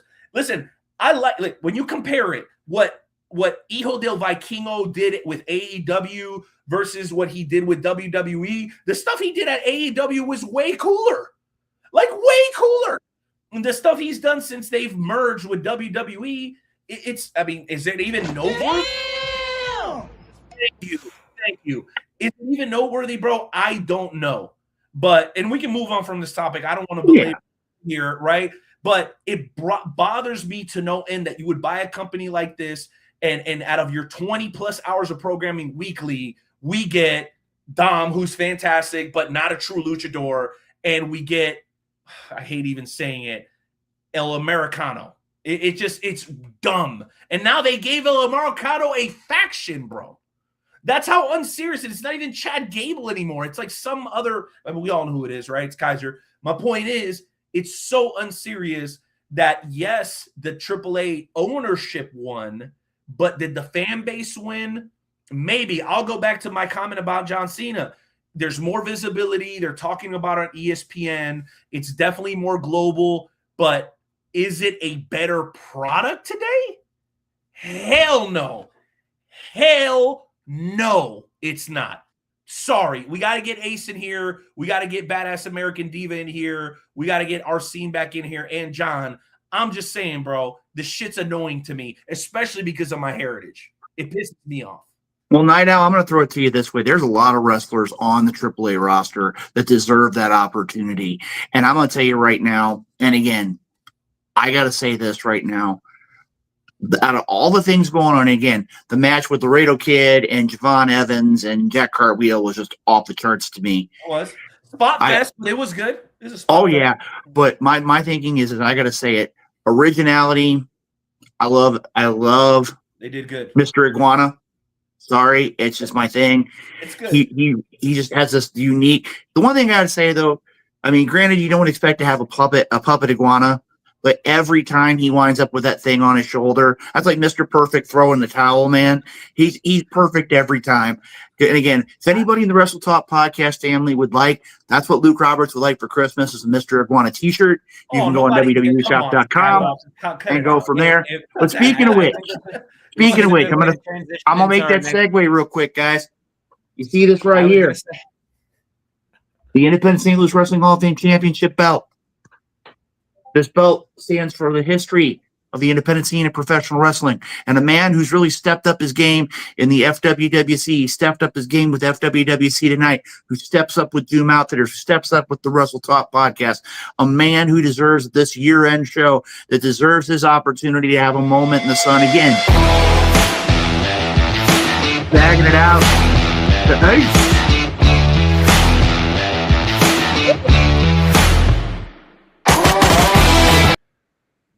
Sorry, what's up, Ace?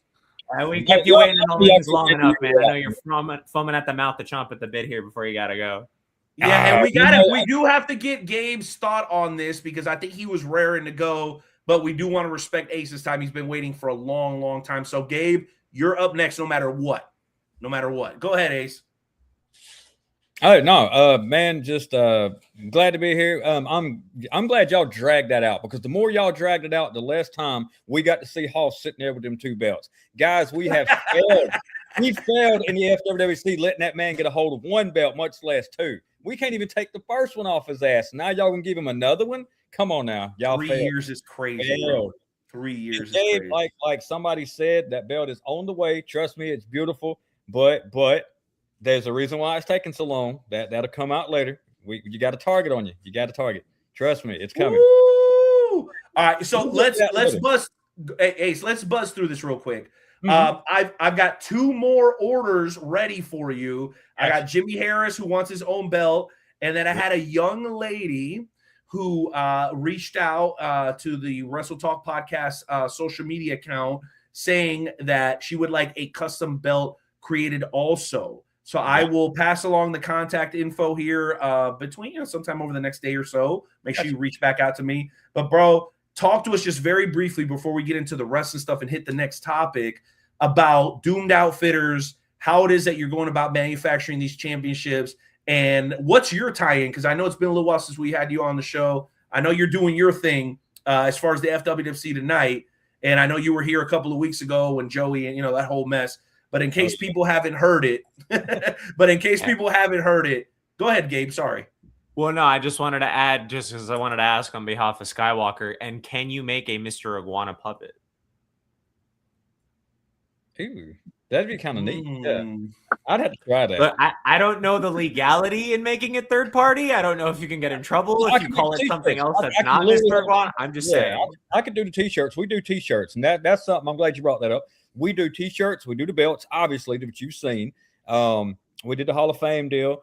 If you think of it, I don't care if you draw it out as whatever you have in mind, put it on something, let me know, and give me just an idea of what you want. And it can be completely custom, and that's why we promote completely custom.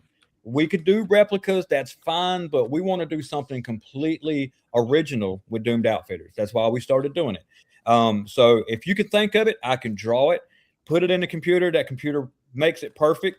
Once the computer actually puts it into the machine cuts it the way we need it, shapes it, and we can have two different ways of doing it. If you've ever heard of like a pour where it melts the metal, pours it, makes the mold and all that stuff, we do both.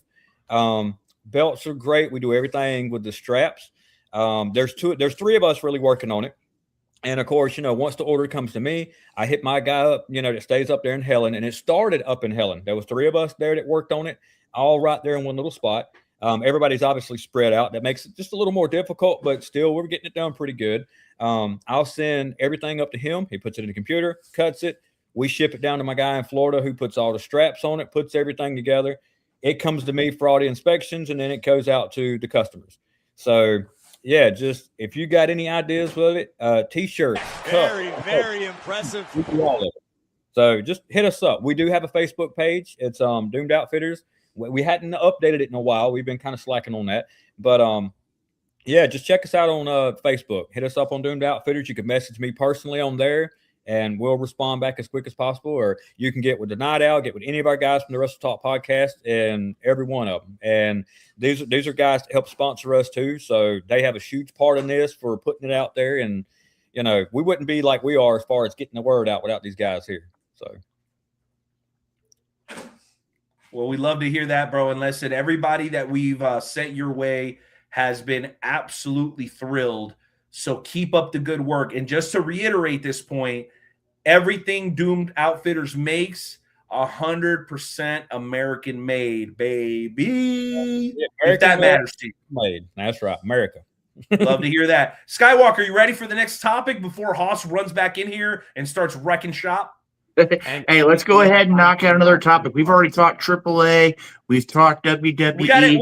We do got to get our scenes take though real fast.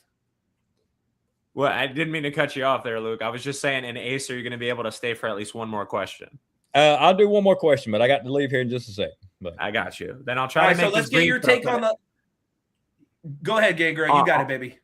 You mean on the depiction, or at least the stylization between WWE versus AAA? Yeah, because I think you had some thoughts based on my rant. I think you'd already kind of talked about who you thought won, but I saw your facial expressions as I was going off, and I was like, this kid's got something he wants to add. And anytime you get that passionate, bro, you usually have something great you're going to interject. So go ahead. Well, it's mostly just because it comes from a place of actual passion with wrestling, and I find that's way harder and harder to find in this landscape, because more now that wrestling is readily available, people are hate watching wrestling. And it's the worst kind of fandom thing you can do, because it just ruins the product for everybody. But also, to me, I'm a very big, I love serious and not serious. When something is presented as serious, it's great, but not serious. And that just applies as well for when it comes to culturally. It's like, I love when we get our standard, I bleed red, white, and blue American wrestlers, and then we get the redneck. And then it's like, we get Japanese strong style, the 4 pillars of heaven, and then we get, Bodyguard, or I dare not even quote it right now, but Al Snow. I think you all know what I'm talking about, sort of chopping motion. And it goes just as double for pro wrestling, which is the fact that when it comes to Mexican wrestling, you get, luchadores, you get the very essence of pro wrestling, the mask, la máscara, that is what that's meant to mean. And then you have the luchadors, which is not a bad connotation, but it creates this bad image. It creates a dilution. It's this thing where it's a Xerox of a Xerox of a Xerox. It's not, Mexican culturally expanding people who understand the things that built the foundations of Mexican wrestlers. It's somebody who went, oh, this guy's got a mask. We can sell merch out of that. Print money, but we're not going to give him a main event push, even though he sells shit. And it's baffling. And it's the reason I like places like MLW, because when they have a wrestler, when they have a luchador like Místico, he shows up and they treat it like it's God sent. Like this dude is the actual Messiah walking in of Lucha Libre. So when you show in, that whole crowd is chanting Místico. Even if you don't know this guy, you're like, well, shit, they're treating him like a big deal. What's his deal?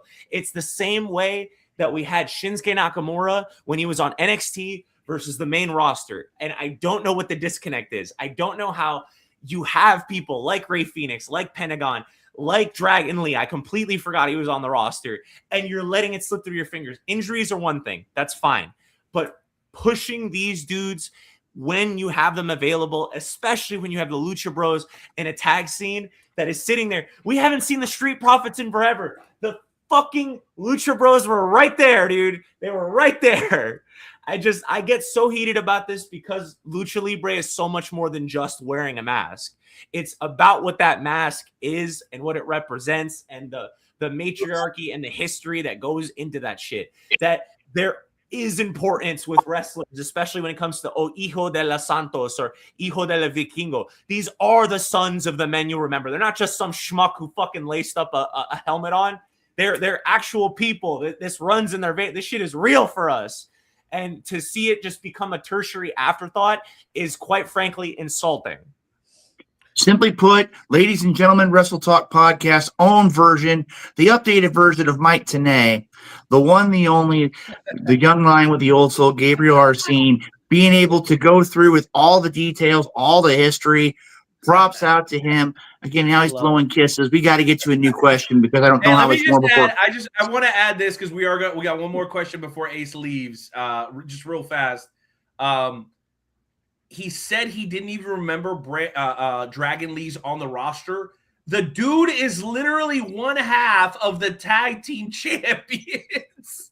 And he did that. I was like, bro, that is insane. That just goes to show you, Skywalker. I know you respectfully agreed to disagree, but I'm telling you, bro, the people that really love Lucha are not impressed with what they've done.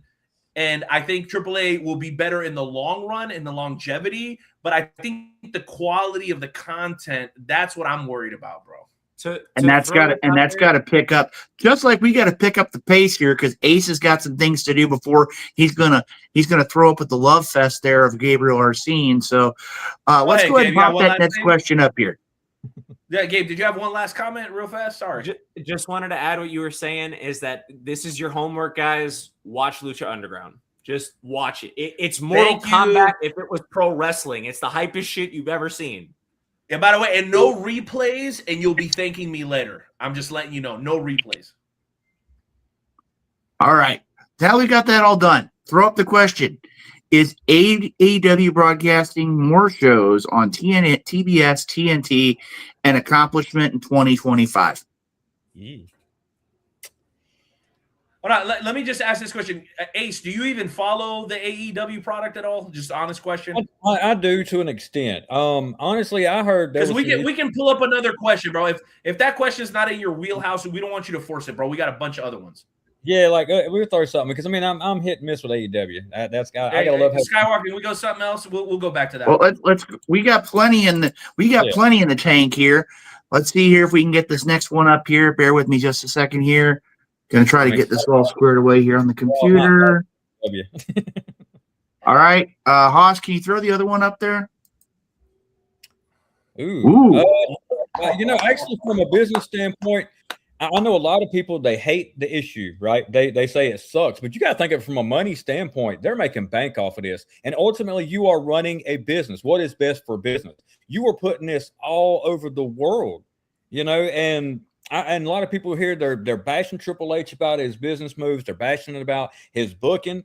Okay, until you run a multi-billion-dollar company and you have all this stuff in your hands, just shut up. I believe internet fans are the worst when it comes to that. And my thing is, this is a business move that has put them on the map even bigger, if possible, than what they've ever been. So, go for it, dude. I don't care. Have it in Japan. Have it down in Jamaica. I don't care where you have it, but just put it worldwide. Open up what I'm saying? Open up that broadcasting to where people all over the world can really see this.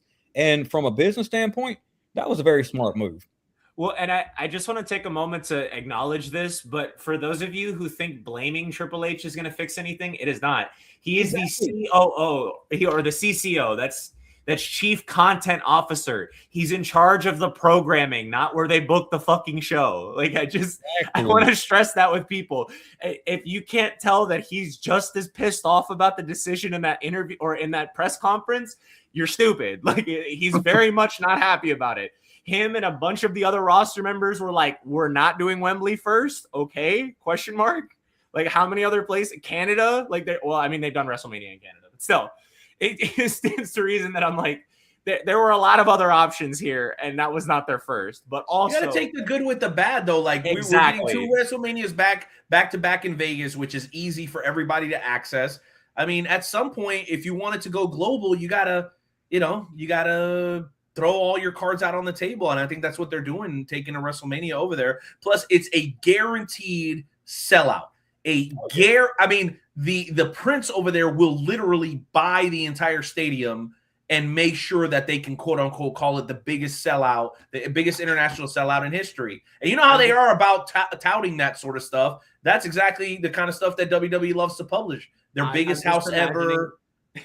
Yeah, dude. And by the way, the fans make the show better. I don't think anybody can argue that. The international fans are going to make the show more entertaining because the international fans outside of Boston, New Jersey, Chicago, and New York are better overseas. I hate to say it, but it's way cooler. You don't have to hate when you're in Europe. Australia, first of all, they fucking blew the roof off the place. Yeah, Australia's another great one. Well, first of all, and I got to give a shout out to Ace. Thank you. Because you and I are hitting on the same level here. When it comes down to it, when all these mergers in the corporate world happens, until you've actually booked an event and you've had to be the one responsible for putting backsides in the seats, then don't go there. You know something, guys? I want to throw something different. And I'm not going to knock it because of the fact that it's going to be a huge crowd. It's going to be a sellout and things are on those lines. But since this whole thing's gone down, and I just want your input, has the WWE almost priced themselves out? Because I've been looking online, I've been looking at some things, and the ticket prices for these marquee events, which, they should be. WrestleMania is the Super Bowl of wrestling. But you're getting to a point now of where to get a ticket for one night and you're dropping 4 figures for one seat. There's a lot of average, hardworking, blue-collar fans that don't have that kind of money. And that just, to me, again, is it going to change? Probably not, because it's a business. And I understand that. But there's a lot of people who aren't going to be able, you might be lucky to get upper mezzanine, but same token, too, they're not going to be able to afford to take a family of 4. It might be 1 to be able to go to the, as they say, the showcase of Immortals versus 4. To me, I agree with what you said, Night Owl. Why doesn't Wembley get it first? Why doesn't the O2 get it first? They've had consistently not only for I think Arsene brought but they've still had, again, like with the O2, they're putting 80, 81, 82,000 people in there. And that's not even WWE product. That's AEW product. Are you asking that legitimately, or is there a rhetorical question? Because I think we all know why they went with Saudi Arabia. Well, I know the money was there, but again, They it's one will of those. literally buy every empty seat, bro. And they'll pull that money from underneath the prince's Bugatti. Okay? Well, one of his 12 Bugattis. That's where he'll get the money from. It's not even a thing for them.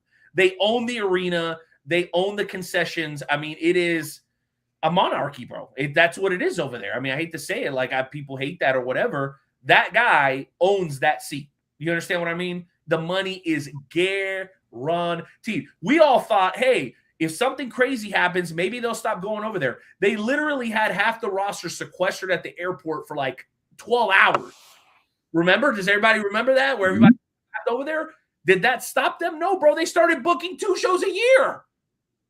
They started booking 2 shows a year after that. Come on. They came up with a stupid championship that who knows? Braun Strowman won. I mean, it's absurd. And why is that? To Ace's point, dollar signs. It's always dollar signs. That's why Saudi Arabia was first. Oh, yeah.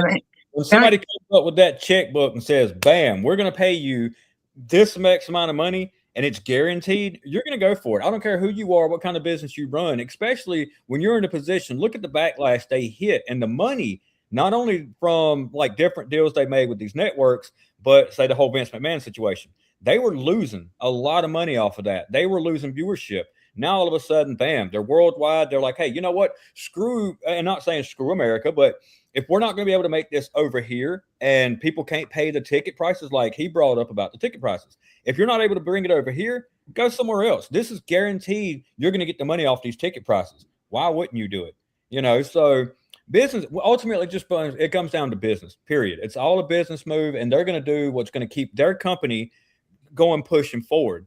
And honestly, whether that's staying over here or moving over there, the world, the world loves wrestling. So even if America just says, you know what, we're not going to buy into your product no more. Okay, yeah, you got, I mean, come on, there's more countries, and they're actually opening their doors to WWE right this minute, way more than what our own America doesn't need to because Germany will do it. Like, there's just, you can just name like 5 countries and everybody watches wrestling there. There's a backup. Like, I mean, if America just decided, hey, we're not going to back up WWE anymore, bam, who cares? Like, to them, from a business standpoint, okay, boom, we're going to move it overseas. Hey, we're getting bank. They're still going to make money. First W is World Wrestling Entertainment. Yeah. Just like to mention that. Well, and by the way, there's no better time for them to be expanding. Let's be sincere here. Political influence plays a big part in taking a company global. And the fact that Vinnie Mac and Paul Levesque and Stephanie are all pretty cozy with the current administration does not hurt the cause. Because if they want to sit down with the Crown Prince or they want to sit down with whomever, all they got to call is El Trumpito, and it's just one phone call away because they're all homies. Like, everybody knows that. Everybody, but a lot of people don't know this, and I think maybe it should be common knowledge. Part of the reason that CM Punk wouldn't come back is because of that friendship. Mm-hmm. And if you heard, John Cena on the Cody Rhodes podcast, which I referenced earlier, he was talking about his favorite moment in wrestling. He was talking about when CM Punk came back, the pre-show in Saudi or whatever. I'm sure you guys heard this. Well, if you read between the lines, it was like there were a lot of, I don't want to say political differences, but it was like lifestyle differences and philosophy differences. And I think I'm going to just kind of make an assumption here. I think that has a lot to do with it because people know where CM Punk stands kind of on the political spectrum. And everybody kind of knows, like, Linda McMahon literally works for the administration. Like, she's literally works for the administration. So I think that was a big bridge to be gapped, or a gap to be bridged, and it happened. And so now that it's happened, of course they're going to take advantage and use those connections to do Saudi and to do Australia and to do everywhere, because now they've got the backing from, that guy that can get anybody on the phone, like anybody on the phone. So personally, I don't care because I don't go to WrestleMania, but I know the show itself will probably be better. And here's something I was going to say when you were talking, Gabe. Like, the American fan is so jaded and fickle. If you do one bad thing, they stop watching, they get grumpy. The international fan, they just love it for the entertainment value. They don't care who wins, who loses. They cheer, they boo, no matter what. That's why the audiences are better, in my opinion. So they're going to go get that chicken overseas. Why? Because it's just easier. other than the travel. The money's guaranteed. The fans aren't as fickle. The shows present better because of how loud the fans are. And more or less over there, they're treated like royalty. You know what I mean? Like, who wants to be dwelling in some shitty Hilton hotel in, South Jersey versus when they go to Saudi Arabia? I'm guessing every single superstar is either high class accommodations or like the very highest class accommodations. I'm sure it's a completely different system for them when they go over there. Everything has got to be like, because here the WWE wrestlers have to fend for themselves. They have to get from show to themselves. They have to feed themselves.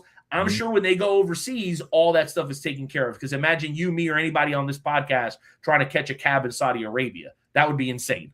That WWE takes care of that for them over there, unlike here. But before I dip out, I got to run. But now, going off of what you said about just the expansion, even from a political standpoint, next year, 2026, I can almost predict we're going to have a big event over in Russia. That was actually, honestly, is not too far of a stretch to think that WWE can be expanding that way. So who knows? Next year, big event in Russia. That would be kind of awesome too, though. Couldn't you imagine the fan base over there? That would actually be pretty sick. I want that to be an outside show. I want the snow to run in. We would literally get to see Rocky. Well, though, they already have the heated ring. I think it was Mania 29. Yeah, they have the heated ring from New York, New Jersey. So I mean, that could be taken care of. I mean, again, it's one of those when it comes down to it. The wrestling could be, as the name says, World Wrestling Entertainment. Yeah. Only time will tell. Who knows? Maybe one day too. I mean, again, if we've got this going on, you look at places like Germany or England. Maybe somewhere down the road with all the reactions as late, maybe we see something like a WrestleMania like Wrestle Kingdom. Yeah. So I mean, again, another food for thought there. But like I said, Ace. Before we let you go here real quick. Are we going to get Haas's thoughts on this before we let Gabe? I know you got to go, Ace, but I definitely want to hear what Haas got to say too. Well, before Ace gets out of here, I heard you earlier crying about the fact that, I now hold my connection's really bad. I got to go. Bye. But remember, 3 years ago, I kicked your ass for this one, remember? So you're the one that allowed that to happen. And just like that, Haas, he bailed. He didn't want to hear it. What a chicken. Hey, Ace, come on, man. You did great. You did right out of it. Got him. Got him. Well, gentlemen, I know we've been talking about all the things going on here with the year in review. But you know something, gentlemen? I think we need to take a pause for just a second. Because Night Owl's been talking about this for over an hour. And I want to throw this out here right now. Night Owl, I think we need to take a break because you yourself have said that you got something on your mind that you want to share. So, gentlemen, let's take a pause for just a moment and take part in a timeless Wrestle Talk Podcast Classic. That being the one, the only, the Shoot and Shout segment right here on the episode of the Wrestle Talk Podcast. So can we get some of that wonderful background music? Wait. Before we hit the music, hold on. I actually have somebody that I want to bring on with me for this segment because if there's anybody that can rant and complain that ever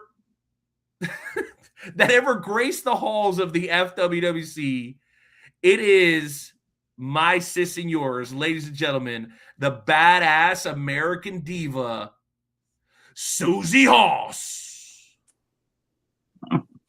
Hey. Woo! Thank you there, Night Owl. You know what? I'm going to tell you one thing, though. You talk about the shoot and shout. Well, let me just throw one thing out there at Ace, who took off in John's defense and mine as well. That guy's a nerd. John's had his in for 3 years. I've had mine for 2. Okay? And we did not, these belts weren't hung on us. We earned these titles. We earned them and we continue to keep them because we earned them. So, Mr. Ace, if you have a problem with these belts being on us, do something about it. I dare you. All right, Susie, on that note, why don't you just go ahead and give us your shoot and shout for the evening, because we're going to go around the bell here, unless you're not ready, unless you need a little time to think here. But I'm sure that you probably have something tucked away that you're ready to go off about, because I've been waiting all night for this. And let me tell you, I got one for the ages. Go ahead, though, Susie. What do you got for us? Well, my shoot and shout is actually wrestling related. Okay. Okay. And that is, some of these promotions out there. What were you thinking with this whole Monet thing? I mean, really? You hung 13 titles on her. What about your other talent? You're just going to give her these titles. She doesn't even have to work anymore. She just goes in the ring and plays with her hair and her nails and doesn't even work. While you have talent out there that's working that can't get anywhere because you're promoting her. Now she's starting to lose these titles. And what's it all for? What was the payoff? That's what I want to know. I don't think there's much of a payoff.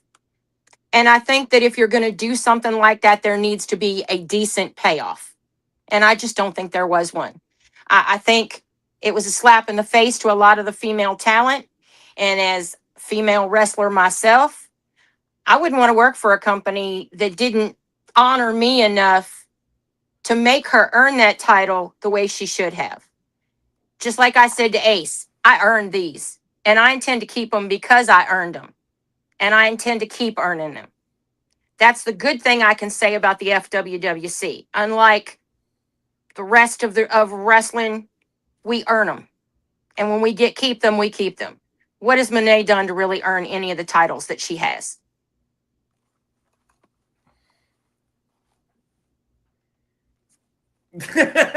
That's a good one. Damn, sis.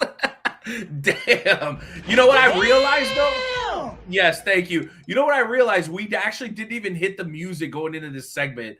That's how sideways we are tonight on the show. So I will say this, Susie, that is a great shoot and shout, because I think all of us agree. I don't think, has there been a moment this evening where all of us had agreed on anything? I think this is the first time all night we actually agree. Well, Night Owl, we can't agree on something else here. You're not going to. No.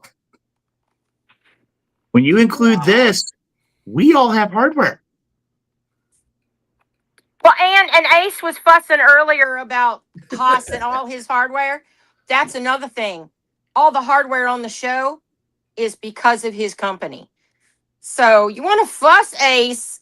Look, your company is what put these on us. So. Okay, you know what? I'm getting a little. Y'all are flossing, right? Everybody wants to floss tonight. Okay, just 1 second. Here we go. And while we have a second, let me just say to the Wrestle Talk podcast family out there, Merry Christmas, Happy New Year. You guys want to show off some hardware? Okay. Let me show you guys something. You see this right here? You see this right here? My hardware is too heavy to carry over my shoulder. I actually have to put it up on the wall. That's right. And it's not just my hardware. It is the hardware of the entire Wrestle Talk podcast, because some of you guys may have forgotten, but we have been honored by not one, not two, maybe even four separate state bodies or / state representatives. You guys see this? This is a recognition with an official stamp and signature. That is not an auto pen, my friends. The gold one, too. No auto pen here, okay? We have been recognized and acknowledged as being one of the most influential and powerful podcasts in the country. So if we're bragging, I wasn't trying to go there tonight, but everybody's flossing their gold. I got my gold too. Thank you, Susie, for pointing that out, because my gold is right here. And let me tell you something. It's so heavy that it takes all of us to carry it. I have to put it up on the wall. Not one person can carry this thing over their shoulder. This is Susie. This is Gabriel Arsene. This is Joe Lance. This is Hardcore Hoss. This is Ace. This is Luke Skywalker Roberts. This is Richard Rose. This is Sonny Money Mayo. This is the hundreds of guests that we've ever had. Everybody that's ever been in the comment section for the Wrestle Talk podcast. That's 531 episodes times 2.5 hours, y'all. Do the math yourself. So if we're going to do a little bragging and we're going to show off our gold, let me go ahead and join the party because I was getting a little jealous. I'm going to be honest with y'all. Okay, I thought the gold shades were going to do it for me. It's not quite enough. Okay, so I want to thank y'all for letting me do my thing because this here, I'll say it again, this gold is too heavy for one man to carry. This has to be carried by everybody that ever participated on any level. Even if you're a hater, we needed you to. Thank you. Thank you for the views. This is for y'all. This is the championship that matters. And I'm not going to waste everybody's time, but you can probably see over my shoulder. There's another one there. And there, I believe, 2 more to go along with it. So thank you for your contributions. And we don't do a lot of bragging around here. We actually like to run each other down and talk a lot of trash. That's how we keep each other humble. But if we're going to go through the exercise of patting each other on the back, let's go ahead and do it all the way. And I'll say this because we are closing out 2025 and we're nearing the end of the show. Round of applause for 531. Susie, come on. 531 episodes. I mean, come on, guys. It doesn't get any better than that. It really does not. So you guys are the double champions. You need to figure out how to manage your hands in that situation. She's new at this double champ thing. She's learning. Oh, there man. goes one. There goes one. It's all right. That's all right. I got it back. So anyway, we do have to get ready to wrap here, or at least I got to get ready to step away, guys. Susie, now that you've joined us, I do have to ask this because we haven't had a whole lot of talk. The FWWC has been off, and this will be very brief, so you don't have to go anywhere, Skywalker. The FWWC has been on break for a short period of time. Either you, Hoss, Gabe Arsen, you guys are all champions. Have you heard any word on when we may be getting back to work? That's the only question I'm going to ask about FWWC.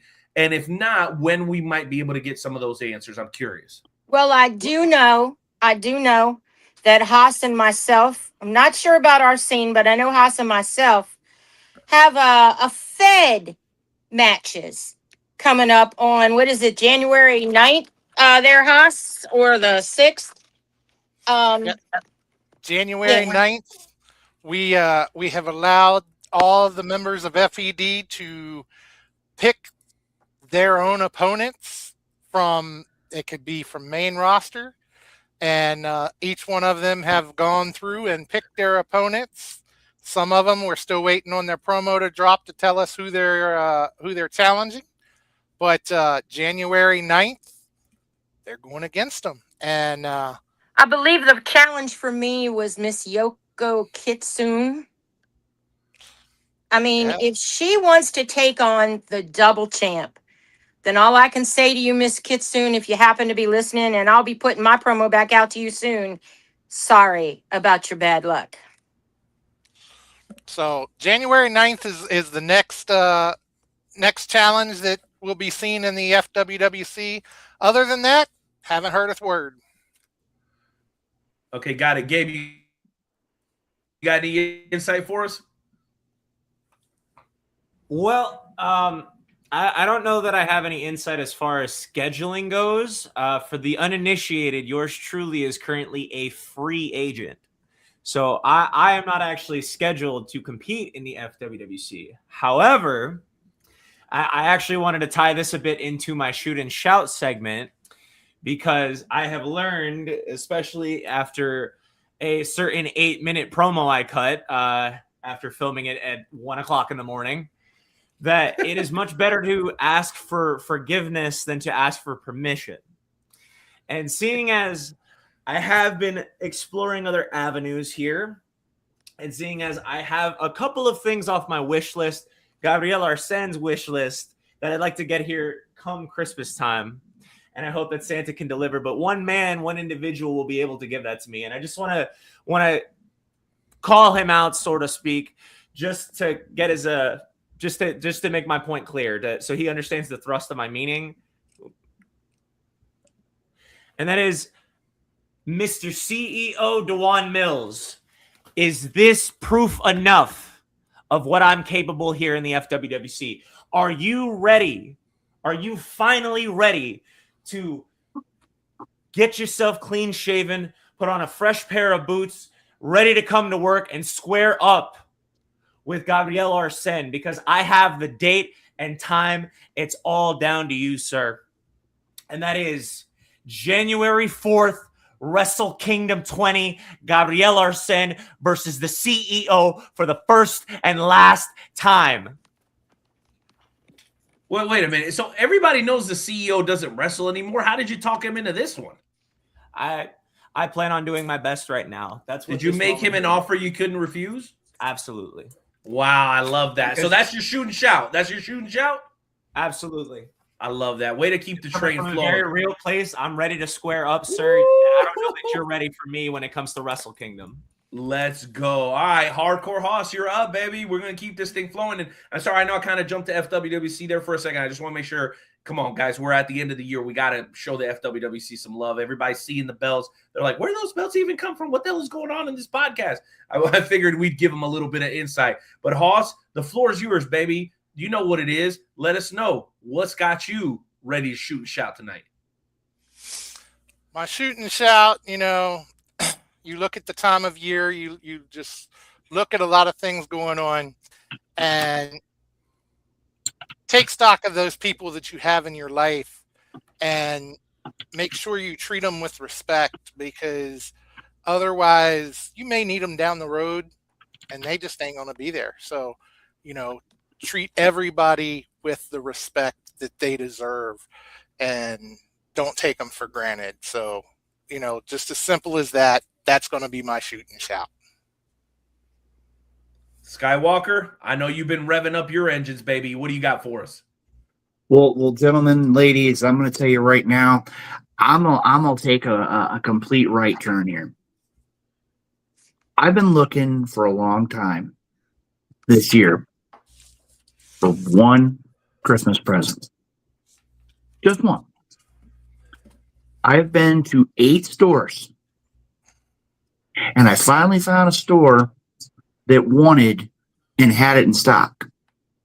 They wanted $260. The answer? A digital picture frame. I don't know when it happened, but they're not that hard to come by. Stock your shelves. We're close to Christmas. We're close to the holiday season. Make sure we get those things taken care of. Kind of got me a little bit frustrated that it's been so hard to find one. But before we go, I do want to take one more shoot out here. I want to wish everybody a very happy and safe holiday season. Again, we right now are a little bit less than 26 hours now from being the Christmas holiday. On behalf of myself, both of the promotions I work for, Dynamo Pro Wrestling, CHWA, the Wrestle Talk Podcast, the Independent St. Louis Wrestling Hall of Fame, all the things that I'm a part of, I want to go ahead and give a very special shout out. Wish everybody a very happy and healthy holiday season. And Night Owl, I'm going to go ahead here real quick before I have to bid us all adieu here this evening. I do want to share something, and if we could go ahead and bring it up, it would be awesome. I want to bring this up here.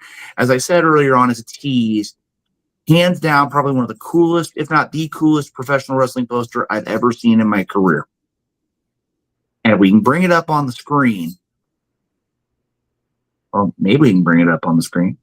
I hope we can bring it up on the screen. Give us a second. We're working on it. Hey, I get you. There you go.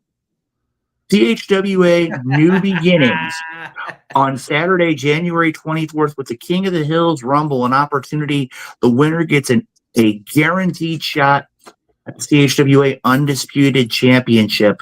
And again, you see right there, tickets are available $15 for 13 and up, kids 6 to 12 or $5 each. Southbound 157 in Edwardsville, Illinois.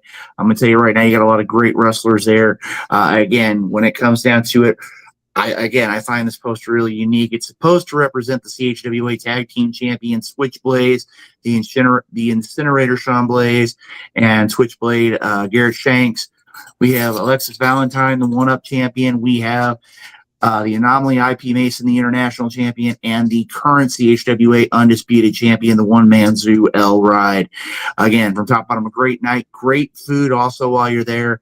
I believe last month the item du jour was actually turkey legs were available, just like you would get a lot of the amusement parks or fairs. Make it a point, check them out for tickets. You can check them out on social media. Saturday, January 24th, CHWA New Beginnings featuring the King of the Hills Rumble in Edwardsville, Illinois. And ladies and gentlemen, on behalf of myself, I want to say have a happy and safe holiday season. I'm going to turn things over to my broadcast colleagues. Night Owl, I want to go ahead and I want to throw this to you. I want to sit, as a wise man once said, I want to sit back because you've been talking about this shoot and shout. To quote a very wise man, I want to sit back, I want to admire, and hopefully I can give you praise.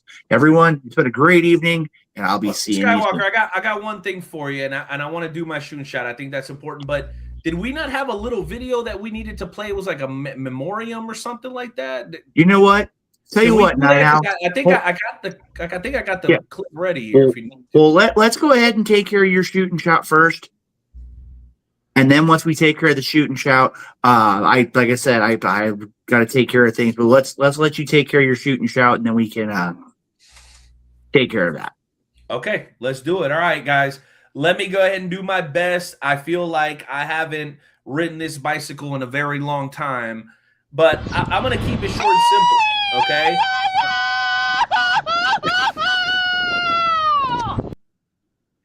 These audio clips, y'all are killing it. This shit's crazy. It's actually perfect. And what even makes this more perfect is that Skywalker's shoot and shout was about well, that wasn't about. He was just talking about a poster, and that's actually my shoot and shout tonight. And I'm not going to scream and yell, but I am going to maintain a very serious tone. Okay.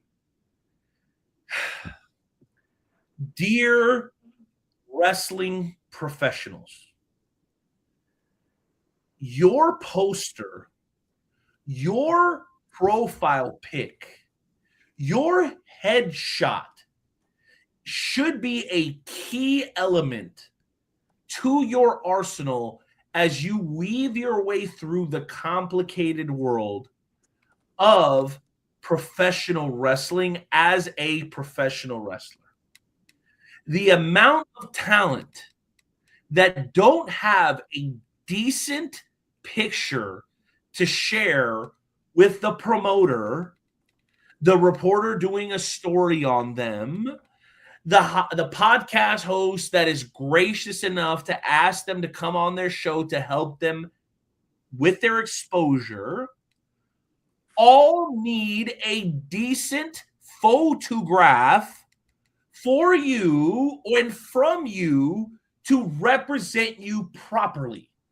If your picture is you in a suit in your cousin's wedding in 2007, that is not a great picture for us to use in the promotional poster. I think people forget the first part of the phrase professional wrestler, the professional part. It's like trying to be an actor in Hollywood without a decent headshot. It's like saying you're a YouTuber, but you never do anything but go live for a minute and a half at a time. You don't produce, and people can't benefit from what you're trying to present to them inside the ring if they don't even know you're on the card. I know guys in the business who fight tooth and nail to get their image on the poster, to have the privilege to be on the poster. And I so often run into guys that similarly wish they were on the poster but can't even provide a decent headshot. I don't care if it's WWE all the way to a fantasy wrestling league. If you don't have a good poster pick, what are you doing with your life? You're showing up to lifeguard duty without the proper equipment to go out and save people. You are showing up to a NASCAR race without a pit crew or gasoline. If you want to be taken seriously in this business, I'm sure promoters like Evil Jim Yunt, Herb Simmons, Billy Simmons, so on and so forth, all value talent that can put on a good show. But what they value even more than that is getting people in the seats of that show so that they can finance the next show. So if you claim to care about this business on any level, ring announcer on up, referee on up, commentator on up, at least show up to work prepared. The amount of people, even in the podcast business, that we encounter that are not prepared with something as simple as a photograph for a poster picture is absolutely mind-blowing. Guys, it's 2025. You have a cell phone. Prop it up, set the timer, get a decent background, take a couple of decent pics. And for God's sakes, if you're going to take the image and you're a champion, wear the championship. You notice how everybody here on the podcast, even though it's just a fantasy group, with the exception of Skywalkers, it's a Hall of Fame belt, came out and represented their championship. That's their job. It's your freaking job. And if you want people to take you seriously, that is the bare minimum of what you should be doing when you show up to a promoter's door trying to get booked.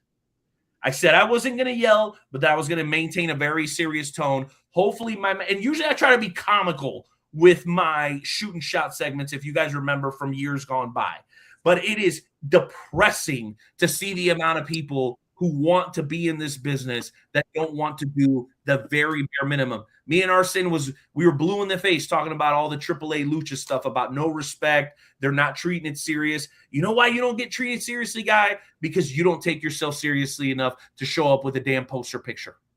Jeez freaking Louise, ladies and gentlemen. That's my shooting shot for the night. And let me tell you, as somebody who does the posters for Wrestle Talk, the person who does the Fed posters, the FWWC posters, Night Owl ain't joking. Believe me, It's when I put them crazy. posters out there, if he doesn't like the picture, we nix that poster. So believe me, Night Owl ain't joking with what he's saying. And as somebody who does the posters, they look so much better when you take a little pride in taking your picture. Be a professional, man. Damn. Yep. Shit's crazy. Well, listen, here's what I'll jump in and say because I want everybody else to do their thing. I do respectfully have to bow out. I did not initially intend on being here for the entirety of the show, but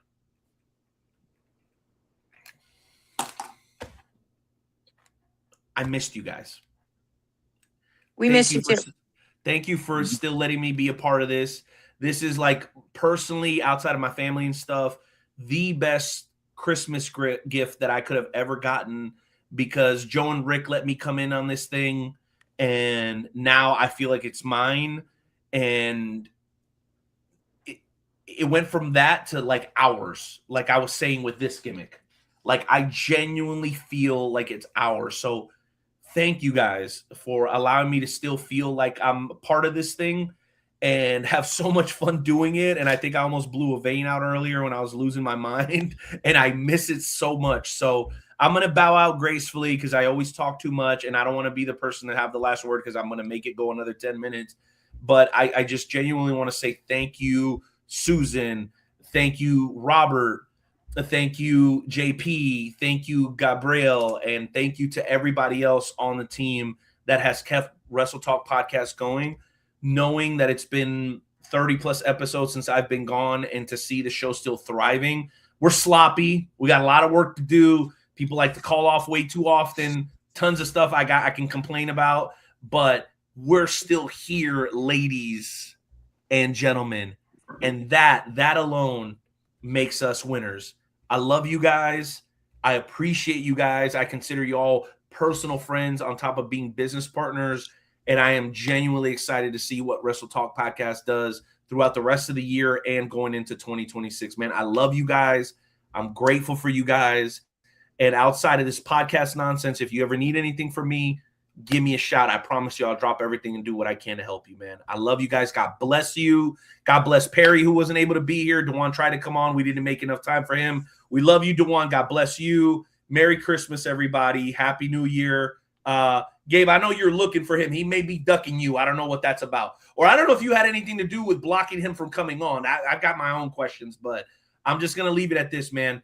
Thank you guys for everything. I'll be talking to you guys all in the very near future, and keep it going. It's been fantastic, and I can't wait to see what happens in the future, man. I tip my cap to y'all. Good night. All right. Now, joining us here on the program. Now, ladies and gentlemen, we've still got a little more Wrestle Talk podcast still to come here tonight on the program. But before we go, and we're going to come back here in just a brief few moments, you're going to have Gabriel Arsene, Susie Haas, and Hardcore Haas here on the program. As Renee talked about a few minutes ago, we want to share a thank you to everyone who has helped make the Wrestle Talk podcast such a big part of the internet wrestling community and the wrestling community as in a whole. But we're going to go ahead and take just a moment, about a minute and a half, and recognize those individuals who this year are no longer with us, those wrestlers that have moved on in life. And we want to go ahead and play in just a few moments. We're going to play a memorial video for those that have passed away this year. And when we return to the Wrestle Talk podcast, it'll be Hardcore Haas, Susie Haas, and Gabriel Arsene right here on the Wrestle Talk podcast. So Hardcore Haas, if you would be so kind.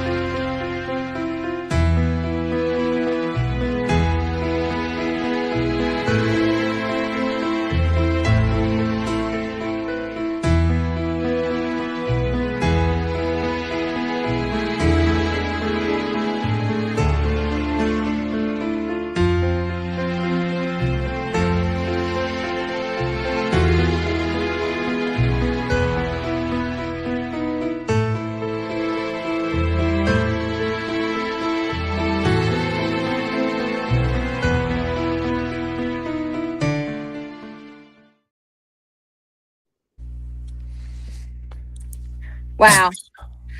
Gentlemen, I'm just going to say to everybody out there, to the people in the comment sections, to the rest of the cast and crew, to Night Owl, his family, and everybody involved with the Wrestle Talk podcast. I want to thank you guys for letting me do what I do and letting me help the way I help. And I just want to say Merry Christmas. And I look forward to next year to each and every one of you. Arsene, I hope you're going to have yourself a long run as champion in the FWWC. Got your back, brother. And Haas, I'll see you around anyway. But anyway, to everybody out there, Merry Christmas, Happy New Year, and thanks for all your love and support of the Wrestle Talk podcast. And I am going to back out and let you two close things out. It's always down to us, Haas, every time. We're left here to pick up the scraps. Everybody's all ready and willing, right? When the chips are on the table, but when we got to start picking up the crumbs, who's there? Every time it's always 2.5, 3 hours. It never fails between you and me. But no, I'm going to let you get the last word in. But before I do, I said earlier, this time of year, it's tough for a lot of people. and a lot of people really get down. And our good friend Jeremy Karp, he wasn't able to join us tonight, but as he always does, I want to throw out there, just this time of year, so many people feel like they're by themselves. So many people really just really get depressed, and you're never alone. There's always someone there. And so, just reach out, and, there's dial 988, and, for suicide and crisis prevention hotline, someone is there. Someone's willing to talk with you. Someone's willing to be there for you. So just accept any help you can get, and just really pray for each person.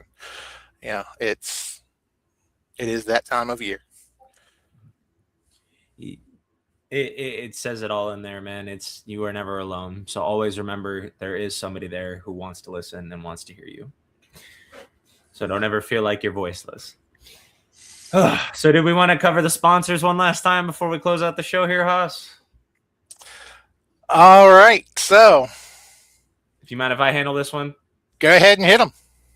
All righty. As always, ladies and gentlemen, the Wrestle Talk podcast would like to thank all of our great sponsors. That includes Retro Zone, Painter's Dream Productions, head by Big Daddy P, the Independent St. Louis Wrestling Hall of Fame, Doomed Outfitters, that's head by our one Ace. Hit them up if you want your own custom belts. Makes them fast, makes them effective. And World Domination Wrestling Alliance. And, of course, the FWWC, the world's premier fantasy wrestling group.